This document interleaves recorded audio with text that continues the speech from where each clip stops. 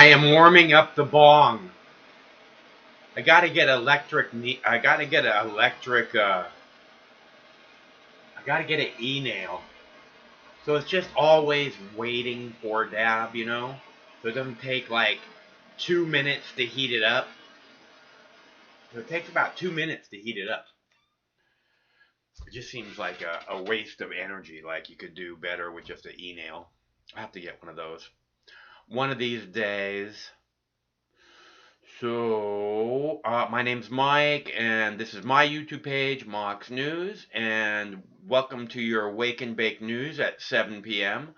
I'm your host, Moxie, and I have a lovely dab to share with you. If anybody's ready for a lovely dab, like this guy, and so much more. Look at all the fucking videos. Look at all the videos. I worked hard to prepare for you. Ooh, ooh, ooh. Let's see, where are we? We're about to take a dab, and, oh, right. Last night got so crazy. If you guys weren't here last night, you definitely missed out. So, you might wanna, be sure and hit that notification bell, because otherwise you might miss out on something. It was a freak show last night, man.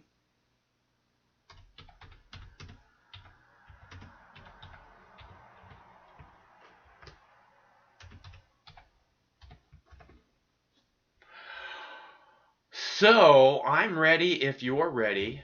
I'm ready, hope you're ready too. It looks like the protesters are in Chicago are plotting their plan for war with the federal police. Because Trump is such a giant pussy. He thinks he's gonna show what a big man he is. We gotta take care of Portland in a matter of hours. How's that working out for you there, bud?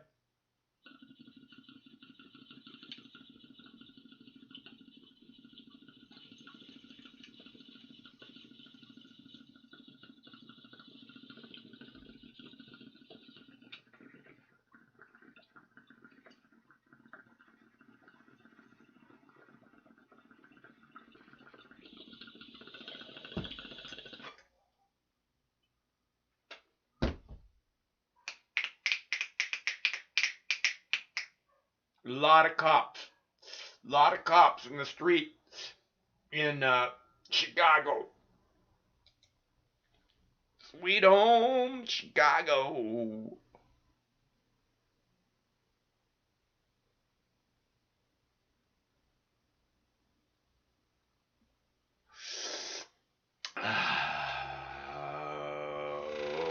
Woo, woo, woo, woo. Nice one. All right, so now a lot of fucking cops in the street in Chicago. I believe the Chicago police have told the federal cops that they don't want them there. It's just because it's going to make things worse. You can't declare war on people in the street. Not in America. Maybe in the Philippines. Maybe in Argentina or Brazil or wherever, third world country that they want to do that. But we don't do that in America. And you're going to pay a price for it. You want war? Bring it on. You guys understand. I've been saying this forever. They say, oh, China, China, China. Oh, Russia, Russia, Russia. I'm like, Russia, come and have fucking war with us. Come on, come to my neighborhood first. I'm good with that. ISIS, where the fuck are you? Come on down. Donald Trump and your pussy DHS. Bring it on. I've been begging Trump to come to Seattle for months with his pussy DHS federal cops. Come on, bring it on.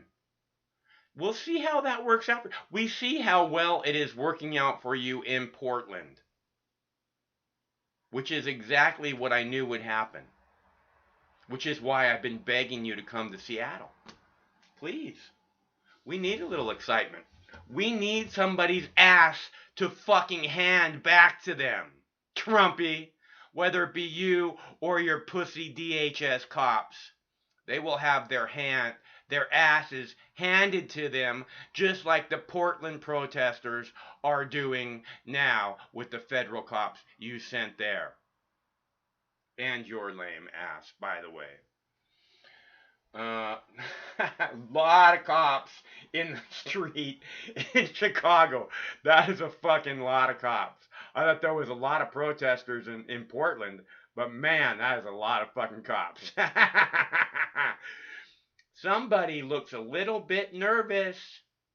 Somebody looks like they're overcompensating just a little bit.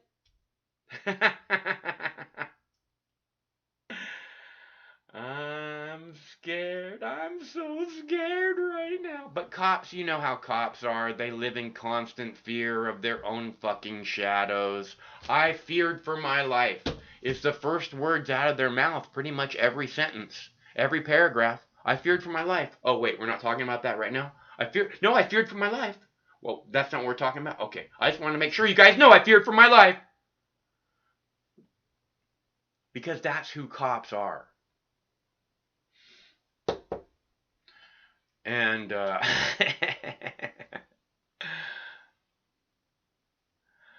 and they're not going to last in Portland. I can't believe we haven't got a ruling from a judge yet on the fucking feds in Portland. I really expected it a little bit quicker. I kind of expected it today. If we don't have it by tomorrow, I will be extremely surprised. Oh, but we do have a ruling by a judge in Seattle, in case anyone's wondering. We have a ruling that says that the city council ban on tear gas can go ahead. So on Sunday, the Seattle police are effectively no longer allowed to use tear gas in Seattle. They're not even allowed to possess it. It's done. Oh, and again, the Seattle police chief is begging, please let us be able to brutalize our citizens. What are we gonna do if we can't brutalize our citizens? If we can't brutalize our citizens, what? What will we do with our time? Let's see, those cops in Chicago look like they are wearing, I believe they are wearing tear gas mask or gas mask on their hips. It looks like, I think they have them in a satchel on their belt. So if anybody's wondering, they seem to be prepared to use chemical weapons on the people in their city also, which is a war crime. If it was to be done in Iraq, if it was to be done in Afghanistan by the Pentagon, by the U.S. military, it would be considered a war crime. But it's just fine somehow for police in the United States to do it to United States citizens. Which I don't think it is fine. I honestly believe that the United States is currently labeled as a theater of war by Congress. Officially, it's labeled a theater of war since at least 2001. I'm pretty sure right 2002, 2001. And it's currently a theater of war, which means if these guys are using tear gas on us, and tear gas is a war crime, and this is a theater of war, chemical weapons are a war crime, then they're committing war crimes against their own people. And I can't believe how much more disgusting police officers could be than to see the Seattle chief of police begging for the ability to be able to use tear gas on people, chemical weapons on citizens that she's sworn to protect and serve. Disgusting. And again, that chief of police, Chief Best, who was born and raised in Seattle, will not retire in Seattle. I can guarantee it. I can personally guarantee it. No matter how much she loves this city so much, she's not going to retire here. She fucked that shit up real bad.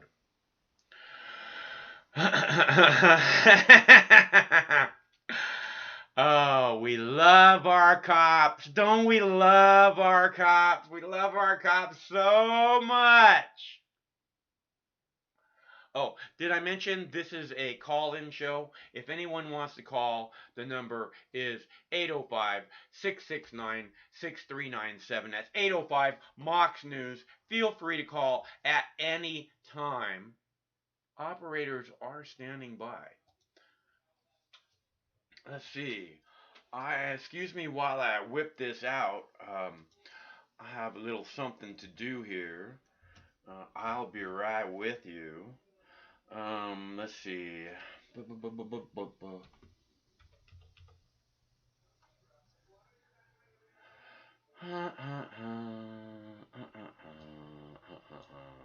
Let's see.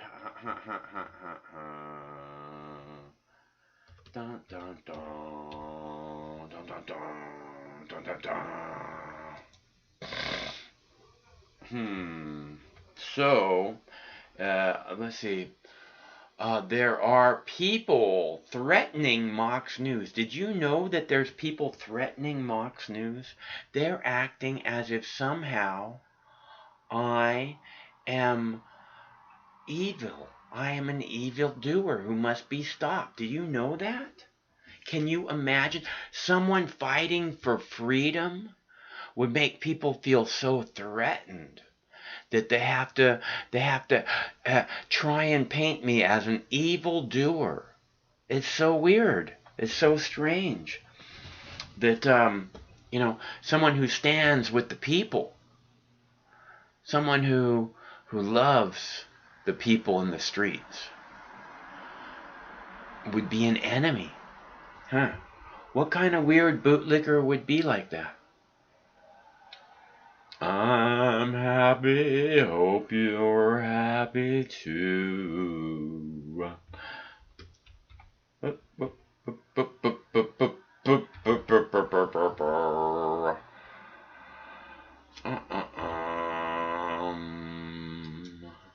Alright, so what's happening now? Wait a minute. What's happening? Hold on. Hello, caller. Hey, Mark, how's it going? Okay, who is this? Manny. Manny, why are you calling me? Oh, you just want to say hi. I don't believe that's true, Manny. I think that you somehow want to, again, you apparently went and did evil things towards me last night after you left the show. You went and tried to get people to try and hurt me. Isn't that true, Manny? No. Yeah, I'm that's trying to increase the traffic on your stream so you can be more successful. Oh, is that right? Because it sounded like you were trying to get people to hurt me, Manny. No. Yeah, I want you to be successful. I want you to be big. I want you to be more mainstream. Mm-hmm. Be part of the alternative media. Yeah. I know you're starting it, and I'm trying to put my grain of my brick to build you up. Oh, okay. Well, thanks. And I know, Porsche, usually there's a lot of trolls. Uh-huh. But when it comes to politically incorrect, though, you have people who truly want to explore different ideas who are not very mainstream, basically. A lot of those ideas are extremely controversial. A lot of those and some other ideas are very reasonable. It depends on what you call it. Anyways, hey, how you been? Are you still mad at me for talking about religion yesterday? Talking about what? Religion? Religion's stupid, Manny. Well, I mean, it all depends on who you ask, though. And it caused more death and murder and hate around the world than anything else, Manny. No, I understand that it's a very, very divisive topic. I totally understand your point. that it causes death, it causes division, it causes anger, and quite frankly, it can divide people up. And that's why we have a lot of different. I mean, we have the Crusades on the medieval times, though, where Christians try to murder people unless they accept Jesus Christ. We have the Muslim people, ISIS, who are chopping people's heads unless they accept Muhammad, or at least their interpretation of the Islam religion. And then we have other religions as well that are very cultish, though. But that doesn't mean that all religions are bad, though. There are certain aspects of the religion that are bad, and there are certain aspects of the religion that are good. They're against God, Manny. They're against God. The religions are against God. It's easy to prove, okay? God made you able to do anything you want, gave you the freedom to do anything and the ability to do almost anything you can dream of on this planet. And religion goes, oh no, you can't do that. Oh no, you can't do that. You can't do that. You can't do that. You can't do that. Basically, taking away all the freedom that God gave you and telling you how you're supposed to live your life. God gave you the freedom to pick how you want to live your life. God didn't have to do that. If you believe in a creator God, which if you're going to some organized religion, then you probably believe in some creator God. So, but you don't really believe, because if you did, then you'd recognize the simple reality that God wants you to be free. And the reason God wants you to be free is because the only way humanity can reach its fullest potential is by living its life as freely as possible. And I understand that concept, and I agree with you in principle, though. But you also have to put yourself some restraints when it comes to behavior in a society, though.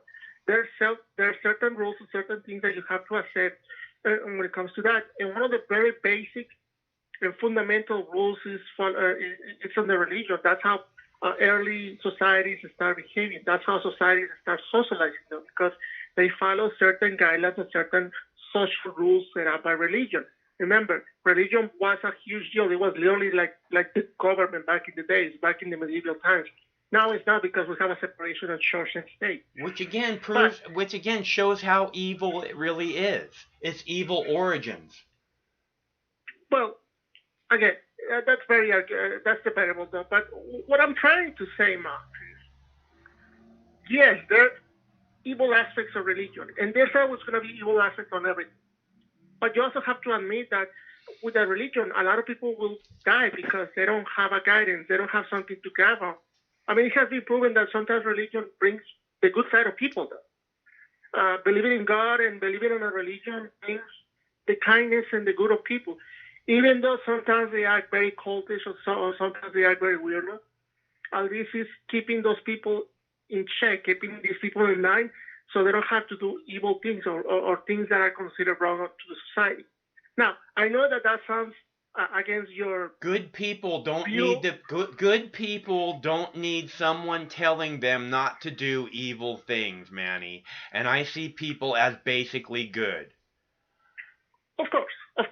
But let me ask you this, though: how do you distinguish between what is good and what is evil, though? Because that's very subjective on a very fundamental level. That's very subjective of what is good and what is evil, though.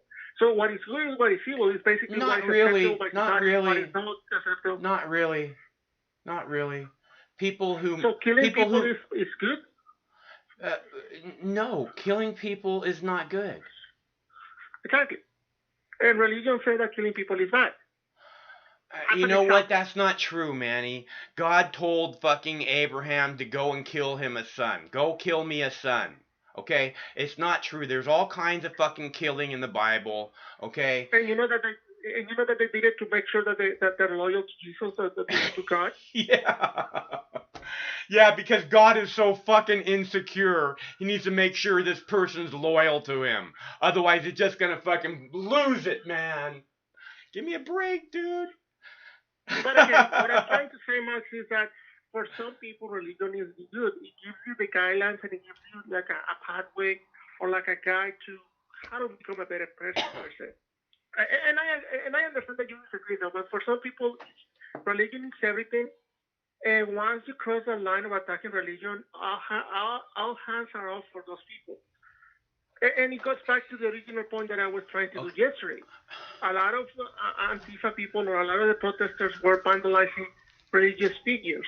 I mean, we have Sean King saying that we should definitely turn down the status of Jesus Christ because that's akin to white supremacy per se, because they portray Jesus Christ as white. Even though Jesus Christ was from Israel, he was a Jew from the Mediterranean, though. And that really triggered a lot of people, dude. And a lot of good people are going to turn back because they crossed that line. It's going to be like a modern day crusade where they're going to justify the Fuck harming of other people in the name of religion. Fuck Jesus, Manny. Okay, get over it, dude. It doesn't matter about religion except for your own personal relationship with God. That's all that matters. Everything else is bullshit, virtue fucking, whatever, virtue signaling. So, oh no, look, I'm good. I'm one of the good ones. No, fuck you. You don't need that to have a fucking amazing relationship with God. You don't need that to be a good person. Nobody does for 1 second need that to be a good person. Okay? Mm-hmm. It's a matter of whether or not that's what you want to be.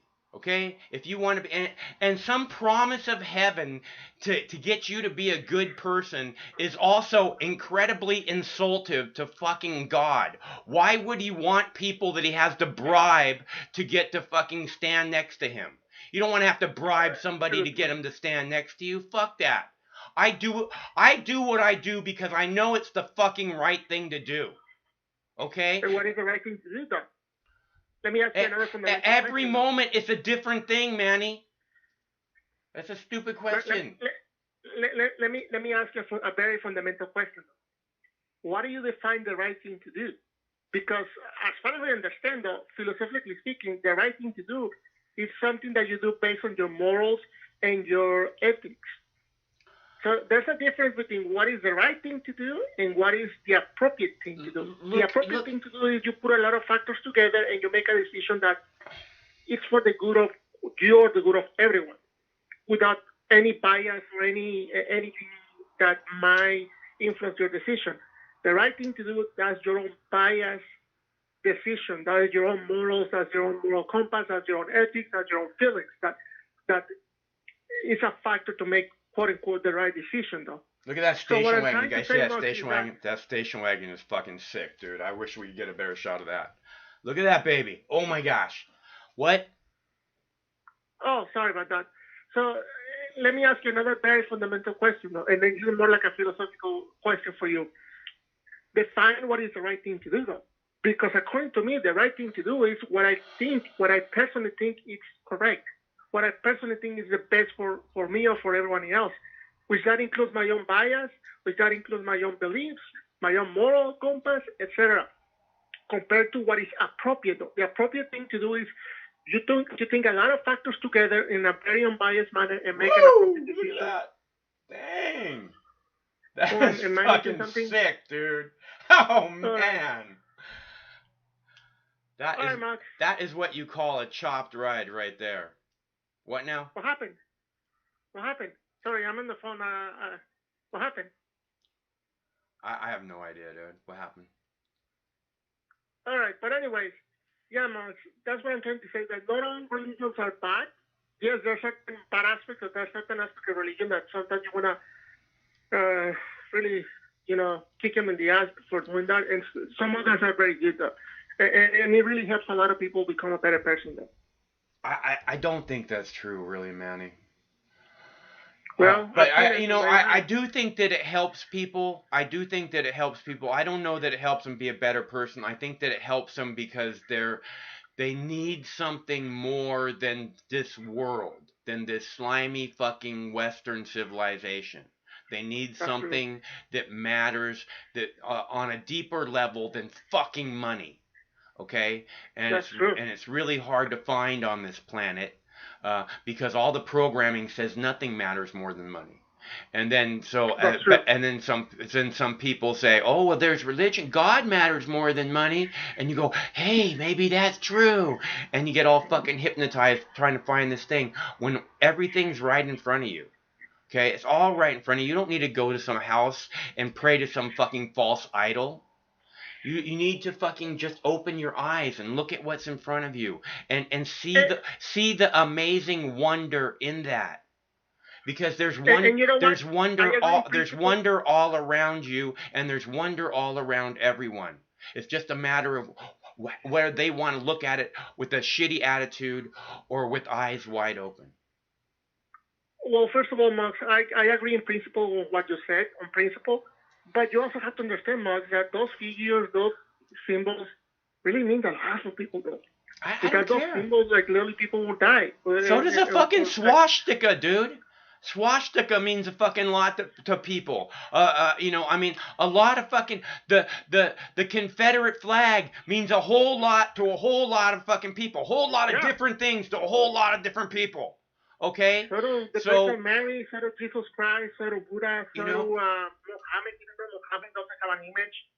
Even though God in a different form. and So the again, different there's a symbols religion where Muhammad said, "Make no images unto me," and they actually fucking practice the religion. Okay, practice the words of Muhammad, as where Jesus said, "Make no images unto me," and they're fucking everywhere. You know why? Because it fucking gets more donations. That's why. I don't know, Monks. I feel like you have a very narrow definition of when it comes to religion. Though it's so complex, religion, though, and there's always a good thing and the bad thing, though. And you have to understand that. I mean, yes, I agree in principle of the bad things of the religion that you're mentioning, though. In principle, I'm okay. I'm with you. But you also have to understand that there's always a good side of that. Even though some of those people are batshit crazy. That's what I'm trying to say. Okay. All right, Max. Talk to you later, though, because I'm just walking around the park. Okay, Manny. And yeah, it's a nice weather around here, though. It's very fresh. Right You on. should go out and walk around, though. You should give yourself a break during the weekends, you know? Go to a park, go to a beach. I have video of me and the dogs at the fucking lake all the time, dude. I know what the fuck you're talking about. You act like I don't ever do anything. I walk the dogs 2 hours a day. That's great. That's great. You need to detoxify of all the news, dude, because it's very toxic. Dude, I'm the one who told you that yesterday. Yesterday, you called me up on the phone, and the first words out of your mouth were, "I'm depressed." And then I showed you care, and then apparently you went to 4chan and shit all over me. I'm not sharing all of you. I'm promoting you, Max. Yeah, that's not what I heard. I'm promoting you. I want that's you to not be what better. I heard. I want you to build you up. I want you to be part of That's not what I heard, Manny. Media. That's what I want you to be. I want you to be part of the. I want you to be successful, Max. That's what I want you. And by me posting on politically incorrect, that's going to attract a lot of people who, yes, some of them are going to troll you, and some of them are actually want to have some decent conversation with you. I want you to be good. I want you to be better, Max. You have potential. Okay, Manny. So do you. All right. Thank you, Max. Have a good day. All right. See you later. That's Manny. He lives in the Seattle area. I believe the east side, he said. Kirkland, I think. But whatever. And there are a lot of people in the streets in Chicago. A lot of people. A lot of people. Man. No wonder they have so many cops out. I love it. I love it. I love it. Hello, caller. Hola, Moxie. Hey, man, what's going on? Nothing. Just another day. But there's a lot of people in Chicago that are in the street. Yeah, I think they're probably just getting started, too. Yeah. They're all dancing and shit. Fucking what a bunch of terrorists. We got to get those federal Gestapo stormtroopers down there right now, man. What's the holdup? Trump will take care of this in a matter of hours. Yeah. He's making everything better. He's fighting for the people. He's on our side. Hey, what a great president. What an excellent system of government we have. I feel so represented. It's so weird. I was watching this story, this QAnon story earlier, and it's like all these Trump supporters, I guess, are convinced that Trump is going to like arrest all these like pedophiles and fucking what do they call it when you eat humans? Cannibals and fucking and pedophiles that are like the elites that are running our government, and he just only needs a second term in office to do it. I'm like, fuck. Yeah, I've been watching the whole Q thing for probably going on 5 years. And I knew from the start it was the wackiest bullshit hacker story. It's just a bunch of hackers that watch the news and then they predict. They have false online personalities, and they predict this and they predict that. And anybody with any geopolitical savvy could do the same damn thing. I could do it if I wanted to do it. They're trolls. I don't know if they're hackers or not. They're trolls, and they love fucking with people. That's what I see happening. Yeah, and they develop a false, first they say Q is one person, then they say Q is a group, and then everybody in the world who's ever watched an episode of Star Trek knows that Q is a character on Star Trek. So, then you get the adrenochrome people and the Illuminati people and the child molestation and the underground caves filled with thousands of children, and Q's gonna save us, and it's a Jesus. It's an online Jesus scam. Trump is the second coming, and he's actually playing ninth dimensional chess with the Pentagon, and he's so awesome. I mean, how can anyone believe this born with a gold spoon in his mouth bitch boy could ever for 1 second be on anybody else's side? It's like, oh, he's on our side. What the fuck are you talking about? Yeah. Not for 1 second is he on your side. Trump is, the reason he got elected, the reason I voted for him was because he said some of the right things, like he's going to throw Hillary Clinton in jail, and that's why he got elected. He got elected because the Democrats forced Hillary Clinton down the voters' throats. Okay? Right. Yeah. The Democrats elected Trump, and everyone who voted for a Democrat elected Trump. Yeah. And Bernie Sanders elected Trump. Yeah. So why is everyone bitching? Everyone, in one way or another, elected Trump. And they're trying to do it again, as far as I can tell. Oh, yeah, they're going to do it again. Yeah. And hopefully... well, they're trying to do it again. It's getting much more difficult. No, he's going to win by a landslide, dude. Man. He'll win by a landslide. Who you got? A crippled, decrepit old retard can hardly walk and probably wears diapers. Joe Biden diapers. Joe Biden diaper company, and that's it. That's all you got. Yeah, but we don't want to put down people that wear diapers, and there's a lot of nice people who have to wear diapers. I really don't think we should elect a president that is incontinent. Well, well, then that counts out most of the people that run for president. Well, it certainly includes Hillary Clinton. Yeah. So, but that's the reason that Donald Trump is in office, okay? There was this huge grassroots movement in 2016 that was just Bernie Sanders he was bigger then than he was this year by far. And, oh yeah. And and the Democrats fucked him out of the election every way they possibly could in order to shove Hillary down the votes of the people. And I'm talking about a huge grassroots movement, which the Democrats need desperately to remain viable. Right now, they could own the Senate, they could own the House of Representatives, it could all be theirs if they had just elected Bernie Sanders.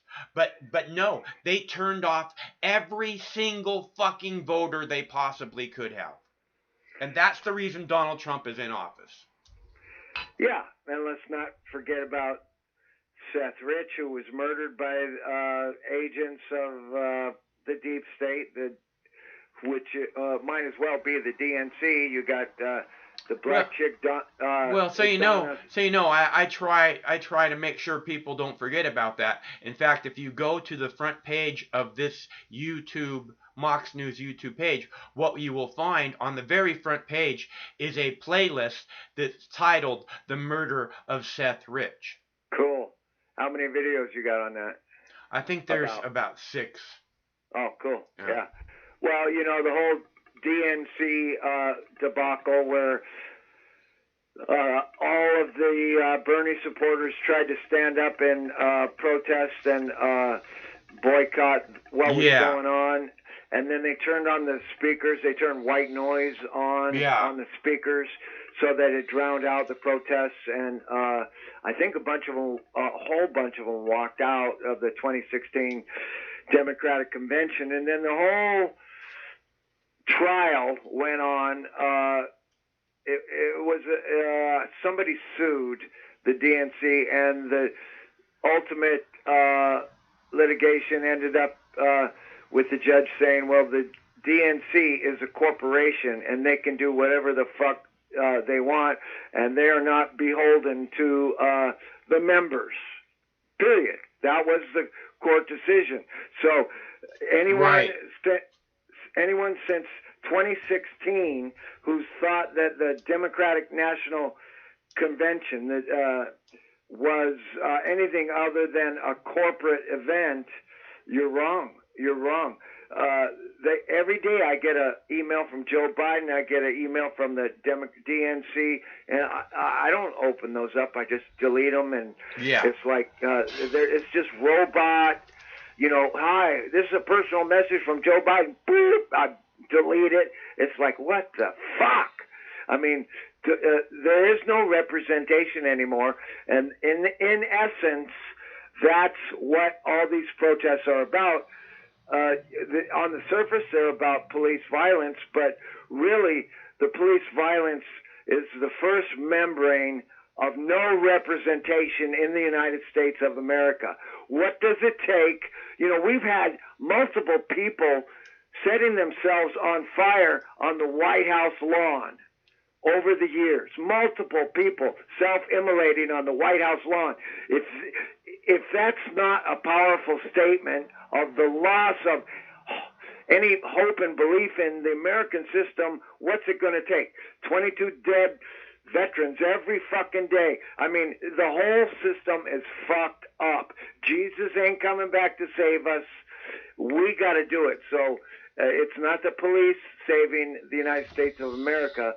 It's the people. It's the rebels. It's the people in the street. I'm sure that guy in Portland, if I could hear his voice, he would be saying some very intelligent things. He's impassioned. He doesn't look like some nitwit. Looks like he's talking facts on the steps of the Justice Building. So I don't have a lot of hope in my political system as it is. I don't want to talk about religion and Jesus and ethics and morality. That's all whitewash, because it all comes down to us. We are the ones we've been waiting for this whole time. And if you don't realize that, you're contributing to the downfall of planet Earth. You got to get your ass in gear. And the first step is learning who your fucking enemy is. And your enemy would be the DNC, the deep state, Donald Trump, the fucking Pentagon, the CIA, and the weaponized media who gives you bullshit and distracts you and tells you lies every fucking day of your life since the day you were born. Those are the enemies, not the people in the streets, whether they're smart and the for-profit medical industrial complex, the for-profit systems, and all of them. The big petroleum, yeah. and everybody who's done everything to keep alcohol to keep marijuana, cannabis from becoming legal. Every single politician. All these people are just, like I've said again and again, all the pillars of our community are filled with shit. And the people deserve better. And that's why the people are in the streets now, I believe. I'm not sure the year, but it might have been 1970, 1972, 1974, or 6. Doctors weren't allowed to make profits off of their patients, not like we are today. Sure, I don't exactly know how to express it, but there, a lot of the big medical corporations came up in the 70s, and if you think that the big pharma and big medicine doesn't have a million lobbyists in the halls of Congress, you're crazy. How do you think all these laws got passed where they're immune from any harm from lawsuits for their vaccines and stuff like that? And why is $1 billion set aside for vaccine injuries? And how come the vaccine injuries in the United States exceed, percentage-wise, the number of deaths from COVID-19? They exceed it by several degrees. So I heard a story today. We're talking on CNN today. Their fucking gibberish shit that their fucking propaganda programming, which they try and fucking skew people's minds with, and they're saying, oh, there's new evidence that COVID-19 is going to be one of the top 10 causes of death in 2020. And I'm thinking, so there's all these other reasons that, that all these other things are so much more deadly than COVID-19, and we shut down the whole fucking world for this thing that might make it into the top 10. Right. And the other things have been here all along. They didn't mention what the other things are, but they're not new, and they've been here all along, and we never shut down the fucking world economy for that. And some of those things are more contagious than COVID-19 for sure. And no one's ever bothered to speak a single word about masks. Well, I don't even think they were talking necessarily about illnesses or viruses or whatever. I think they were probably talking about shit like smoking and alcohol. I mean, alcohol. Yeah. Alcohol is responsible for 1 out of 10 deaths in the world. I think falling down in the United States kills more people than COVID-19. Probably. I've said again and again, it's very important to learn how to fall, people. You need to do it correctly or you're going to hurt yourself. And when the 6.4 or $3 trillion bailout happened, and they call it 2.5, but it's really 6.5 trillion. When that happened, and all of the hospitals got that money, as long as they put somebody on a respirator, intubator, they'll get $39,000, or they list a death certificate as COVID and they get $7,000. So that is that's what you call giving people incentive to lie to boost the numbers, and no one has ever really corrected that yet. You get this weird story that happened about a week or 10 days ago where Trump defunded the CDC, but then he put his money into a company owned by Bill Gates. So that's like, taking the big chicken bone out of one lion and throwing it to another lion. I'm not quite sure the details of that or what. It seems like he was concerned for the numbers, which are all jerry-rigged. But considering his IQ and who he's surrounded by and where the money went, I can't say that was a good move. But any move he makes, this is one thing that's absolutely true. Any move Donald Trump makes, the Democrats are going to swarm him like a herd of killer hornets and say, that's a bad move, that's a bad thing, you're destroying America, you're doing this, you're doing that. Even when he makes good fucking moves, even when he makes the identical moves the Democrats recommended last week. So it's a freak show. It's a puppet show. And, considering... Well, the Democrats and Donald Trump, they're all on the same page about defunding the police. They have no interest in that, so you know. Yeah, so it's got to be done city by city, and Seattle seems to be leading the way, and at least we got some half-witted politicians who recognize that federal troops in the DHS, in the streets of America, is not a good idea. I've even heard some people, politicians, calling for abolishing DHS. That's just starting, Really? now. I haven't heard that, but man, I could really like to hear those words because that's what I keep saying. Yeah, I know. You're ahead of the curve, dude. It's like, whoa. I mean, what do we need it for? Homeland Security. We don't need it. They just militarize. They're responsible for the police being the stormtrooper Gestapo. You know, they're the ones. Basically, the purpose, the way I see Homeland Security, is to prepare local police departments for martial law, or basically to prepare local police departments to go to war with their citizens. That's the whole point of fucking Department of Homeland Security. And so that means it doesn't do any of us any good.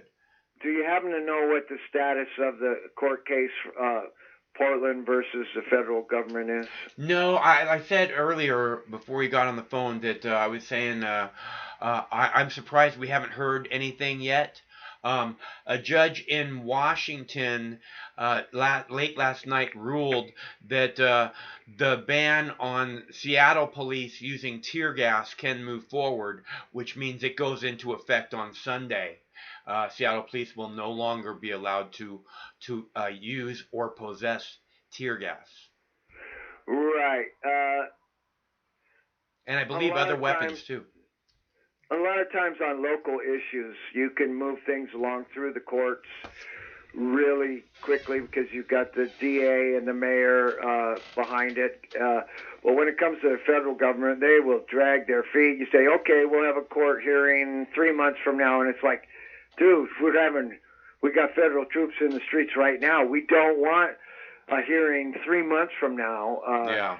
Well, like I said, that's what I said. I'm really surprised we haven't heard anything from Oregon yet as far as ruling. Yeah, well, the intellectuals are realizing this is a constitutional issue. So you would think they would kind of fast track this because we didn't have this in... we had a DHS in 2011, but we didn't have DHS troops in the streets in 2011. So this is a brand new thing. Where I think there was DHS, but they were behind the cops. They were like orchestrating. They were telling the cops how to line up, you know, what to do, how, you know what I mean. They were teaching them how to corral people and all this shit. And also at that time. Excuse me, at that time, they were just beginning to really give each department their excess military equipment, their tanks and their personnel carriers. So now every police department, including Oklahoma, is loaded up with tanks and personnel carriers and heavy equipment even though they don't need it, you know. So Yeah. the No, police I also on the front page of Mox News, this Mox News YouTube page, you will find a video of Rand Paul at a hearing on the DHS, a congressional hearing, and he's asking the director or the Secretary of Homeland Security, why is the Department of Homeland Security giving local police departments bayonets? Yeah, I distinctly remember that particular video, and the guy didn't have an answer. Yeah. So it's like, what are you gonna, you know? And then you heard 10 years ago, you heard about, I think it was Homeland Security or the Pentagon ordering guillotines, right? You heard that one? No. Yeah. It's like, I mean, it wasn't. Well, good. We need those things. We'll get once we get this fire started. We're gonna need those. Yeah. Well, when they get the portable ovens, you know, mounted on the trucks, that's when we really got to worry, you know. But they'll give you a free phone if you go into the truck. So yeah, don't be afraid of the government. You know, they're your friends. They're here to help. Yeah. I literally had a government employee tell me that one time. I'm here to help. Yeah. Okay, thanks very much. Bye. Yeah, well, I couldn't get rid of her. I had to fucking submit a little bit, but it all turned out okay. So, yeah. I'm sorry that Manuel, what did he do? Did people attack you last night? I didn't stay up. What happened? No, I'm not sure what happened. I was told that he went to Troll Central and started trying to get people to rally people to attack Mox News, attack me personally in my home if they could. In your home? Yeah. Oh my God. Now what is 4chan? I really don't know what 4chan is. It's Troll Central. Oh, it's just like a big chat where bored people go to attack a target? What is it? It's Troll Central, you know. I don't. It's people who, you know. It's. I guess it's you know, a free speech soundboard where you can go and post all kinds of stuff that, you know, you're not going to post on Facebook and stuff. Oh, I see. It's yeah, okay. It's a place where they can't be touched by censorship, so all the nut jobs end up going there. And well, there's a lot of interesting people there. I mean, there's a lot of smart people wind up going there. You know, the internet and the computers are making people a little wacky. So, but that's, you know, it's one thing to go to Troll Central and to like it and hang out there. It's another thing to go there and try and rally against another human being. You know. Yeah, well, you know, Manuel's just straight up wrong about Christianity and Islam. It's like, you know, Christianity and Islam didn't do all the damage. It was the fucking Druids that did all the damage. First they attacked Atlantis, where Jesus lived, and then everybody knows that Satan lives in trees, and the Druids worship trees, and that money grows on trees. And the Druids then attacked Egypt and just about killed the Pharaoh, and then all kind, you know, the Druids attacked Rome, and the Druids killed so many people that Christians and the Muslims pale in comparison. They had beards, big ass beards, where they had like food particles and haggis stuck in their beards, and they would bare their fangs, and they would scare little children, the Druids would, with their big beards filled with haggis. And, you know, the Druids just wreaked havoc upon humanity for century after century. And that's why we had to wipe them out, because they were just bad guys. And the Christians and the Muslims pale in comparison to the Druids. You're not a Druid, are you, Mike? No, I'm a gnome. Oh, well, you were very polite, you know, even, you know, yeah, You were very polite. You know, even when you say "fuck Jesus," that's a way of being very polite, because nobody's going to help us. Jesus is not going to help us. Thor is not going to help us. You know, I mean, they pray to a white Jesus, and they don't even fucking care what Jesus said. Jesus said, "Make no images unto me," and he's got an image of Jesus on his wall. You know what I mean? It's just, it's like you say that this is your religion, but you don't even know, you don't even understand the basics. Well, the first rule of God Club is you don't talk about God Club. Yeah. You know? So, Manny, I'm sorry, but yeah, you say you got 9,000 videos lined up. What do you got? I have one about the QAnon. I guess Twitter is cracking down on QAnon Twitter pages accounts. QAnon, yeah. Yeah. Yeah. Well, I mean, I don't know why. I don't know why either. I can't stand this, like, somehow that, you know, this 140 characters being put out over a fucking, you know, thing is somehow a threat to humanity, and we can't allow that to be. You know, fuck, if people start saying stupid shit, then why would you want to hide their shame? You know, let them say stupid shit, and then the whole world can fucking shame them for it. You know, we don't need you to hide their shame. It doesn't do us any good. I don't follow QAnon. I follow IQAnon, and IQAnon says QAnon's just a scam. So QAnon is the IQ test. If you ever believed that there was such a person as Q, or a group as Q, it just means you're a dumb fuck, literally. You might as well be dancing with those people in Chicago. Look at that guy with the loopy fucking legs. Good luck keeping up with him, man. Yeah. You must have some rockin' sounds to get a body. You know, what I do every morning, this is my morning ritual. So I grab my coffee, my espresso, and my weed, and my cigarettes, and my aspirin. And at a certain point, I go into my living room where I've got refrigerator-sized speakers, and I just crank up the tunes. And when the decibels rise above 90 dB, 90 decibels, all your chakras are activated. And you do that for a half hour, 45 minutes. You're sitting in a room with a high sound, high decibels, and it activates your body. And then you go out and you're like vibrating, you know, all most of the day, almost all day long. And that's a physiological response to anything above 90 decibels. And that's why loud music makes people dance, you know. So I guess that's probably why a lot of people are attracted to live music. Right, yeah. Absolutely. And rock and roll is what will save us. Rock and roll changed the world more than Jesus.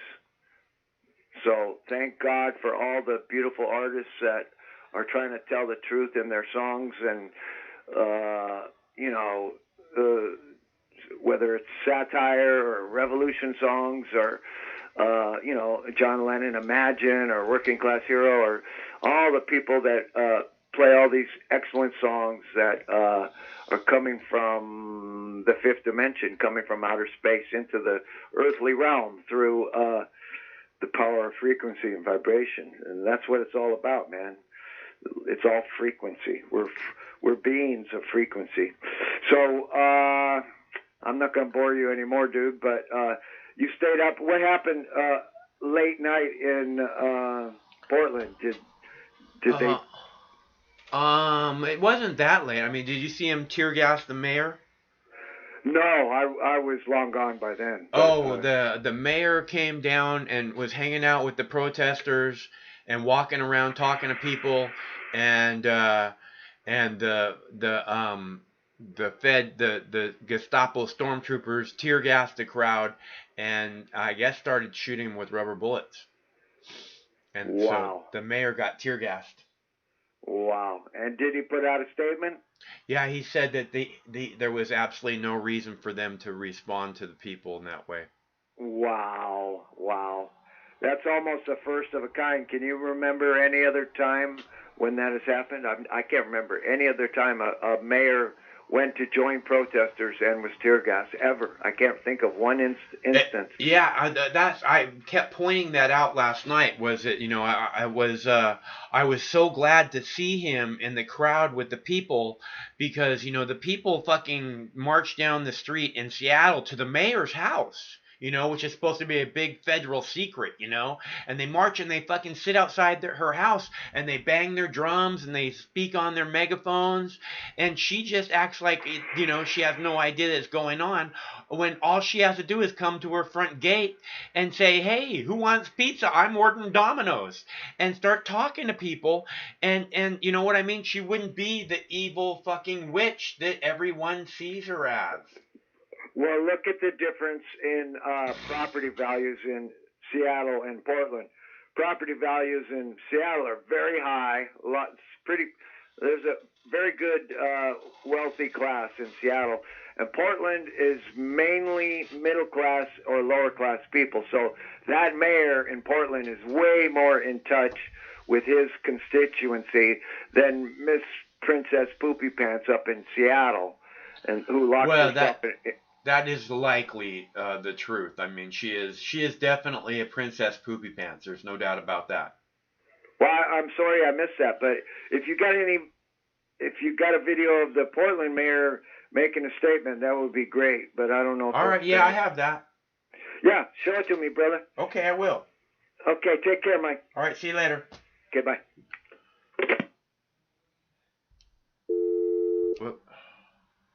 Okay, can you wait for a video? Okay, we're going to play a video of the Portland mayor getting tear gassed. Last night, we were watching it live when it happened, and he's talked about it today. Anger and unrest are growing in the United States following President Trump's announcement that he'll send federal troops into several Democrat-controlled cities. He says the troops are needed to deal with a surge in violent crime. But the Trump deployment of federal forces already operating in Portland, Oregon, has been targeting protesters demanding racial justice, with the mayor himself caught in the crossfire. It stings. It's hard to breathe. The mayor of Portland, tear-gassed by federal officers in the middle of his own city. Ted Wheeler was in a group of protesters outside a federal courthouse. He said he saw nothing which provoked this response. The irony is, Portland protesters are angered that the Democratic mayor had backed his own city police using tear gas, until a federal judge ordered it should only be used when there was a safety issue. For the 55th night in a row, protesters flooded the streets of Portland, and a new chant was being sung. Feds go home. A clear message to the federal agents deployed by the Trump administration to crack down on demonstrators. The local governor, a Democrat, didn't mince her words. This is a democracy, not a dictatorship. We cannot have secret police abducting people and putting them in unmarked vehicles. I cannot believe I have to say that to the President of the United States. I know that Oregonians are outraged. Americans should be appalled. But the controversy hasn't stopped President Trump announcing that more federal agents will be sent to other U.S. cities. Today, I'm announcing a surge of federal law enforcement into American communities plagued by violent crime. We'll work every single day to restore public safety, protect our nation's children, and bring violent perpetrators to justice. Federal officers will be sent to Albuquerque and Chicago, both Democrat-run cities. Critics say the deployment is political, an attempt to make Democrats look weak on crime and to burnish Trump's image as the law and order president ahead of the November election. The mayor of Chicago says she welcomes a partnership with federal agents but warns against using the same tactics as in Portland. I've been very clear, not happening in Chicago. We don't need federal troops. We don't need unnamed secret federal agents roaming around the streets of Chicago. That's not democracy that we saw unfolding on the streets of Portland as a result of this federal action. That's what we call tyranny and dictatorship. And we are not having it in Chicago. Residents of Chicago say extra police won't solve the issues facing the city. They say action on gun control would be more effective in tackling violent crime. Straight to Chicago then, where we join DW's Ines Paul. Welcome, Ines. All right, I'm gonna skip the interview with the reporter because they're showing the crowd here in Portland, and it's a pretty good sized crowd. It's not as big as what they have going on in Chicago, but they just keep showing the stage. So I wanted to show the crowd there. I guess we only got 1 second of it. I also like the banner that's behind the microphone there of John Lewis saying, never be afraid to make some trouble. Never be afraid to make some trouble. Hello, caller. Hello, caller? Oh, I don't know if this call transferred, Mike. Something went wrong. Hang on. Okay. Let me get it back.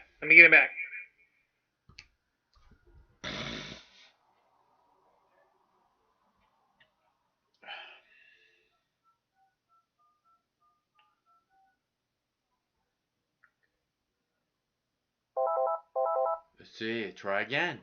Try again. Kept saying that last night. Hello, See caller. me there. It's getting stuck, man. I'm not sure why. I can't transfer a call right now. Hang on. Let me hang back up with you and I'll see what's going on here. Because every time I try, it loops back. Okay. All right, hang it up.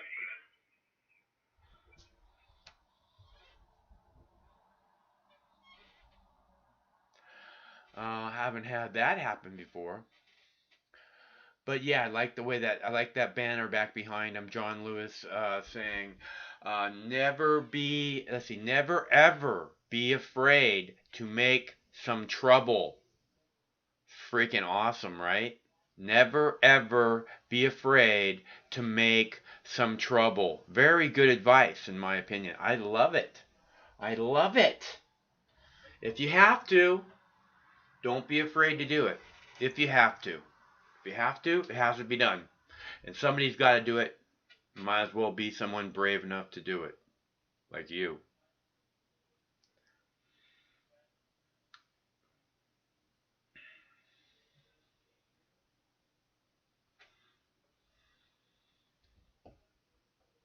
A lot of cops in Chicago.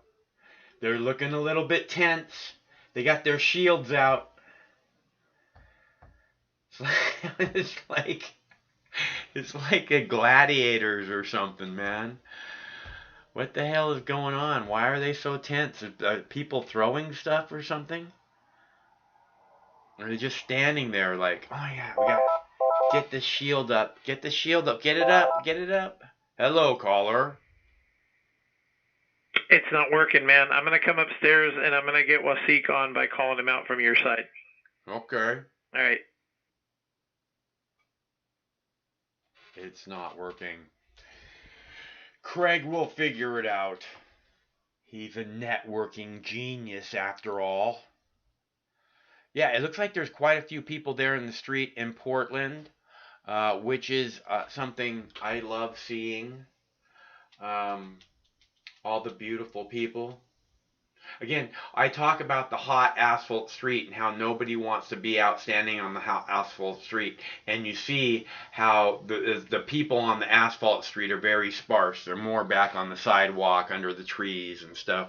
Nobody wants to be out on the street on a hot summer day. On an asphalt street that's been baking all day long in the hot summer sun. Nobody wants, that's not their dream summer job. Okay, people want to kick back with their feet up down at the lake, right? You know that, right? Or they want to be playing their video games with their buddies, or having a big old fucking dab party. You know, they don't want to be marching down a hot asphalt street on a hot summer day. but they feel it needs to be done. Is it you? Right? Okay. So I'm gonna put you through just a minute. We got Wasik on the line. There you go. hello, caller. Thanks, Craig. Hi, Mike. This is Wasik. I remember, I don't know if you remember, I talked to you like a few weeks ago. Right on. My biggest question is, what is hands down the stupidest thing somebody ever said or conversation? I know that once in a while somebody stupid comes and you just it just gets you like cringeworthy stupid. What do you think would be the stupidest thing you ever heard? Or one of those nights where you're like, I want to kick your ass type of like stupid. I can only put up with so much, and the thing is I try not to cling to those things. Like when you hear, if it's frustrating me to think, I'm not going to spend a whole lot of time thinking about it.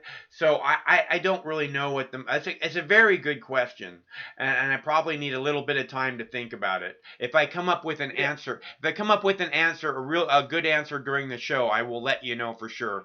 But I off the top of my head, I'm really not sure. And there's so many of them, you just don't know which would be number one. I get it. And another question is, this is a curiosity thing. It's like a time thing, because obviously I wasn't around the 70s. Did people say a lot more stupid things back then or now? Like, or did people get smarter, or do you think people got like less smarter? It's like an opinion question. It's in the 70s it was different, it was people had style, I mean, cars had style. People didn't all wear the same clothing. People weren't all the same kind of haircut. The world's gone to a really strange place, since 2001, if not way before that. But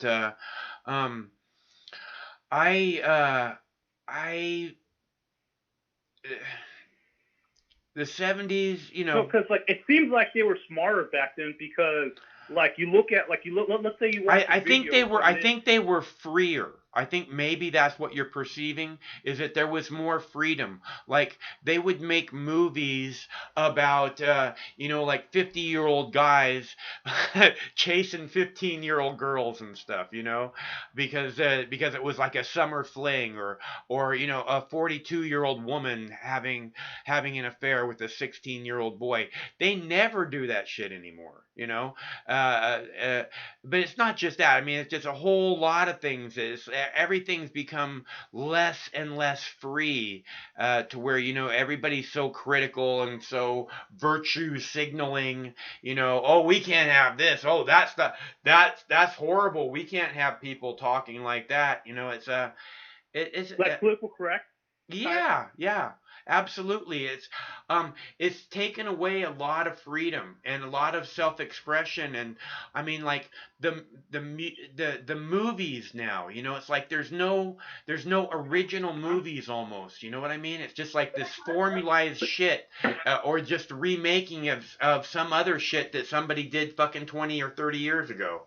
There's almost nothing new in the movies, and I despise that. No, but like one thing I noticed was that, so for instance, when my supervisor and then a bunch of older people that have been around that time, you had 15-year-olds that went to the junkyard and they built their own car with various parts. Just went to the junkyard, picked up some parts, and they just got on they got two cars. Let's say one car's body's completely gone, and one car the engine blew, and they just swapped that at 15 with no YouTube. Yeah. I'm like, holy smokes, and they'll take junk bikes and put engines on them, and then they made themselves their own and then the kids actually ride motorcycles, like they showed it on TV. Because I was always curious about that, I got my first motorcycle. I got my first mini bike, I guess, when I was about 10 years old. And then, I got an actual motocross bike when I was about, I don't know, maybe 11 or 12. You know, I mean, like motocross meaning XR75 Honda. And then I got another big motocross bike, like a YZ400 Yamaha. Man, I would shoot that thing off the dunes. Oh, so you like an automotive, like you like somewhat automotive stuff, you know? Hey, you know what? See, the thing is, when you're a kid and you're a boy, it's like you get the Hot Wheels, and you think about which Hot Wheel car you want to get next, and that one's super cool, and it's this programming thing that makes you want to be, like cars are cool and motorcycles are cool. I don't know. I was really lucky to have, parents. My mom was, she worked her ass off to make sure that I had a nice place to live and stuff. And my dad, he made a lot of money, so he would, it seemed like maybe he was trying to buy my affection or something, because he would buy me motorcycles and shit like that. And, Cause like I remember I remember one time like when I was watching your videos like earlier and there was like a hot rod and you're like that annoying guy. Actually, speaking of like I'm confused. You said it's like manually like and you're like pissed off like okay, what do you want? And usually polite when you hear callers, and I'm kind of confused. What the hell did he do? Like. Oh well, so I heard from one of my longtime fans and a person I consider a friend that he went into after the show there was some problem where he was all angry with me. I don't know about what. And he went to some troll central and started talking shit and tried to get people to rally people to attack me, as far as what I heard.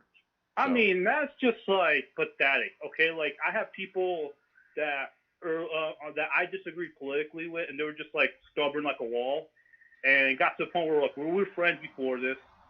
We're friends about other things, not politics. So if you want to talk politics, I'm just not gonna answer because it's just no point. Like what I mean? Like I don't understand why people can't just be like, okay, you have a different belief, and it makes no sense to me. Let's leave it at that. But I mean, if you want to like expand your mind, because it seems like people just want to fight, or I don't know if you ever got this before, but I have a feeling you did. You ever get to the point where you got into an argument, and I'm not just saying in the show, but like throughout your life, and they automatically out of nowhere tell you that they could kick your ass, and I sit there and think logically, I'm like, that does not make your viewpoint more valid. Yeah, I can or can't. I've had people sucker punch me that were losing arguments before. That's like, yeah. Come on. So it's like, oh, I could physically attack you. And I mean, like, there's people that don't look like they could kick my ass that can, and there's people that look like they could kick my ass and can't, but like, that means nothing. Yeah. Your physical ability. And sometimes you're just lucky in a fight. You have no physical ability or skill, but that guy slipped, or something like on ice or something like that, or he misses a punch and, hits a brick wall, and now he's in too much pain because that's like, I don't understand how, and that's like more of a middle school thing because we were that's like a primitive mindset, which I don't blame in the high school and middle school clubs because you're starting to like, your primitive side's kind of coming out more than, your logic and reasoning side. You're not that developed. But when you see a grown man act that primitive, that's just pathetic. It's like, if you could kick my ass, why? What would that? I wouldn't be like, oh, my ego's hurt. I'm like, some people can fight with that you don't. So there's people that's probably 65, 80 years old that could beat up a 20-year-old, and I'm not kidding. I mean, and it's just human body's strange. I mean, and another thing was like, he spoke of like religion, but like one thing I like about you is even though like spiritually. We might like my belief about spirituality is, and I mean you just went up straight and said religion is bullshit, but like if it's something that helps you get throughout your day, and I'm not forcing it on anybody, what's wrong with that? You know what I mean? Like like I'm like Islamic as you can hear You know what I mean? I understand what you mean completely. I honestly, I've throughout my entire life, I've always been, I don't want to take religion away from people. I really don't, because it does seem to give them something of value, and if they get something of value out of it, I don't want to take it away from them. But what I'm trying to do is to open their eyes to the facts that God made you top of the. If there's a creator God, as all your religions say, and then God made you purposefully, top of the food chain on the planet, able to make happen almost anything you can possibly imagine, and then religion goes, oh yeah, you can't do that, you can't do that, you can't do that, you can't do that, you can't kiss a boy, it poisons people's minds and is against God, because God said, well, obviously I made you so you could kiss a boy. If you wanted to kiss a boy, go ahead, do what you want to do. Because that's what God gave you the freedom to do. And then the religion try to take away what God has given you. So clearly, to me, that shows that religions are against God, the same gods they claim to worship. Yeah, like exactly like some people, and it's usually like for some reason we got like at whatever time period they always have like rivalries. When you were right, a lot of bloodshed happens because of religion, and then people like, and would you believe that people come up with like presumptions or whatever, just like their opinions, and then they state it as fact, just be like, your religion's wrong, my God's better. That's just stupid. If you don't want to, you know what I mean, like criticizing somebody's spiritual belief, which sometimes that is like the most divine part of them, and some people. Superstitions are the divine part of them. Like some people have strange superstitions that are actually dead serious for them. So like that's how kind of jewelry got such a big thing, because there's a lot of superstition. I mean, I don't know if you know about it, but like I love jewelry. There's a lot of superstition. That's why it has that value it has. Otherwise, it would not have any value at all. That's my belief. I didn't know there was. On that too. I didn't know there was a lot of superstition about jewelry. You mean like wearing gold? Okay, so you mean like wearing gold? You mean like wearing like gold? More so, yeah, that's more so Hindu and Wiccan, and I think there's other religions. The less occult religions, or like kind of like like related to witchcraft and paganism. Less of that, the more what you would call mainstream. Not so much as that talked about. You just think, well, that's something that was currency in ancient times. But then you gotta ask yourself, why was it currency? It was currency because they thought it was something of value, because they put a spiritual. And sometimes if I would wear, I used to wear a lot of chains. I took them off. When I wore all my chains, I felt like I was 4 foot. I felt like I was like 10 foot tall. Okay. It's something actually that affects. I kind of like want you like. I'm not gonna say go out and buy like a shit ton of them, but like I want you to like look into that and see if there's something you like to see, if you feel like it spiritually put you up, or if it did. I mean, just like an experiment. But but like one thing is, I think that what irritated me, and I think I kind of very very vaguely brought it up last conversation, but I had other things, so I didn't emphasize it too much. But like when it comes to like, I think it's like insanely like, okay, if you don't like with your opinion, that was perfectly made sense. Like you don't like, I think it's not so much about someone having a religion. It's so much about what destruction they use that, or an excuse they use for that. What I don't understand is like somebody goes online and says some rude thing, and somebody from that member of that religion says, hey, that's not right. And of course the odds are, and you could agree, that member of that religion will know more about it. Okay, the odds are not likely that person, especially if he said it in such an insensitive, ignorant way. So like, that's why like that's what I'm saying. Like why? And then it was a philosophy website, and I wanted to like learn about Plato. I wanted to learn about all these political philosophers. And instead, they're just sitting there bashing each other's religion. And I was like, the hell?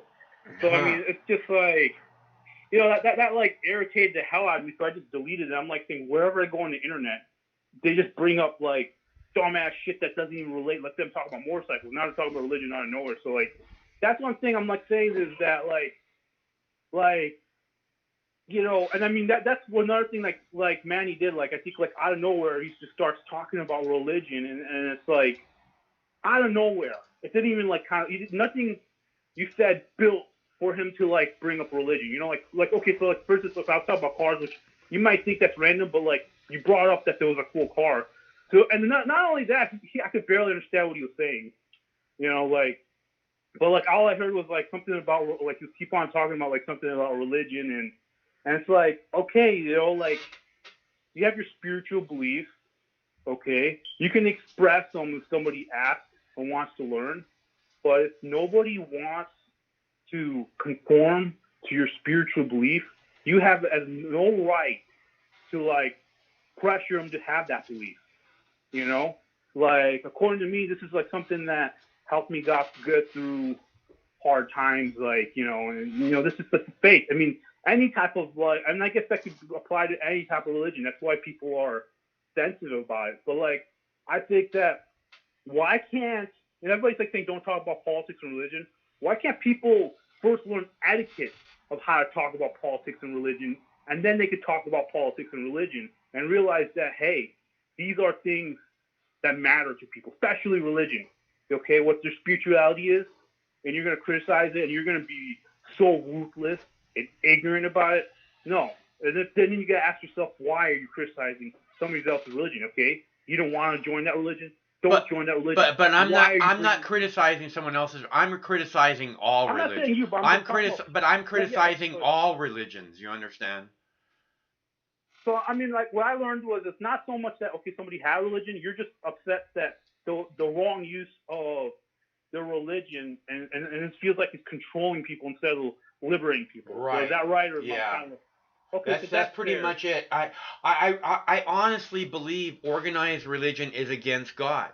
Okay, God gives you all this freedom, and then organized religion throughout the fucking centuries and millennia have taken away those freedoms and said, no, that's not what God wants, and I can't stand these people acting like, somehow they know what God wants when obviously God wants you to be free. And the reason, if there is a creator God, which I say that because all these, that's what all these religions are based on, the reason God wants you to be as free as possible is because it's the only way for this species to evolve as much as it can to its perfection, by going any direction that it can possibly go and doing all the things we can possibly do to make it be like, oh, this is the direction, otherwise we don't find the actual direction because they've got these fucking shepherds fucking shepherding us,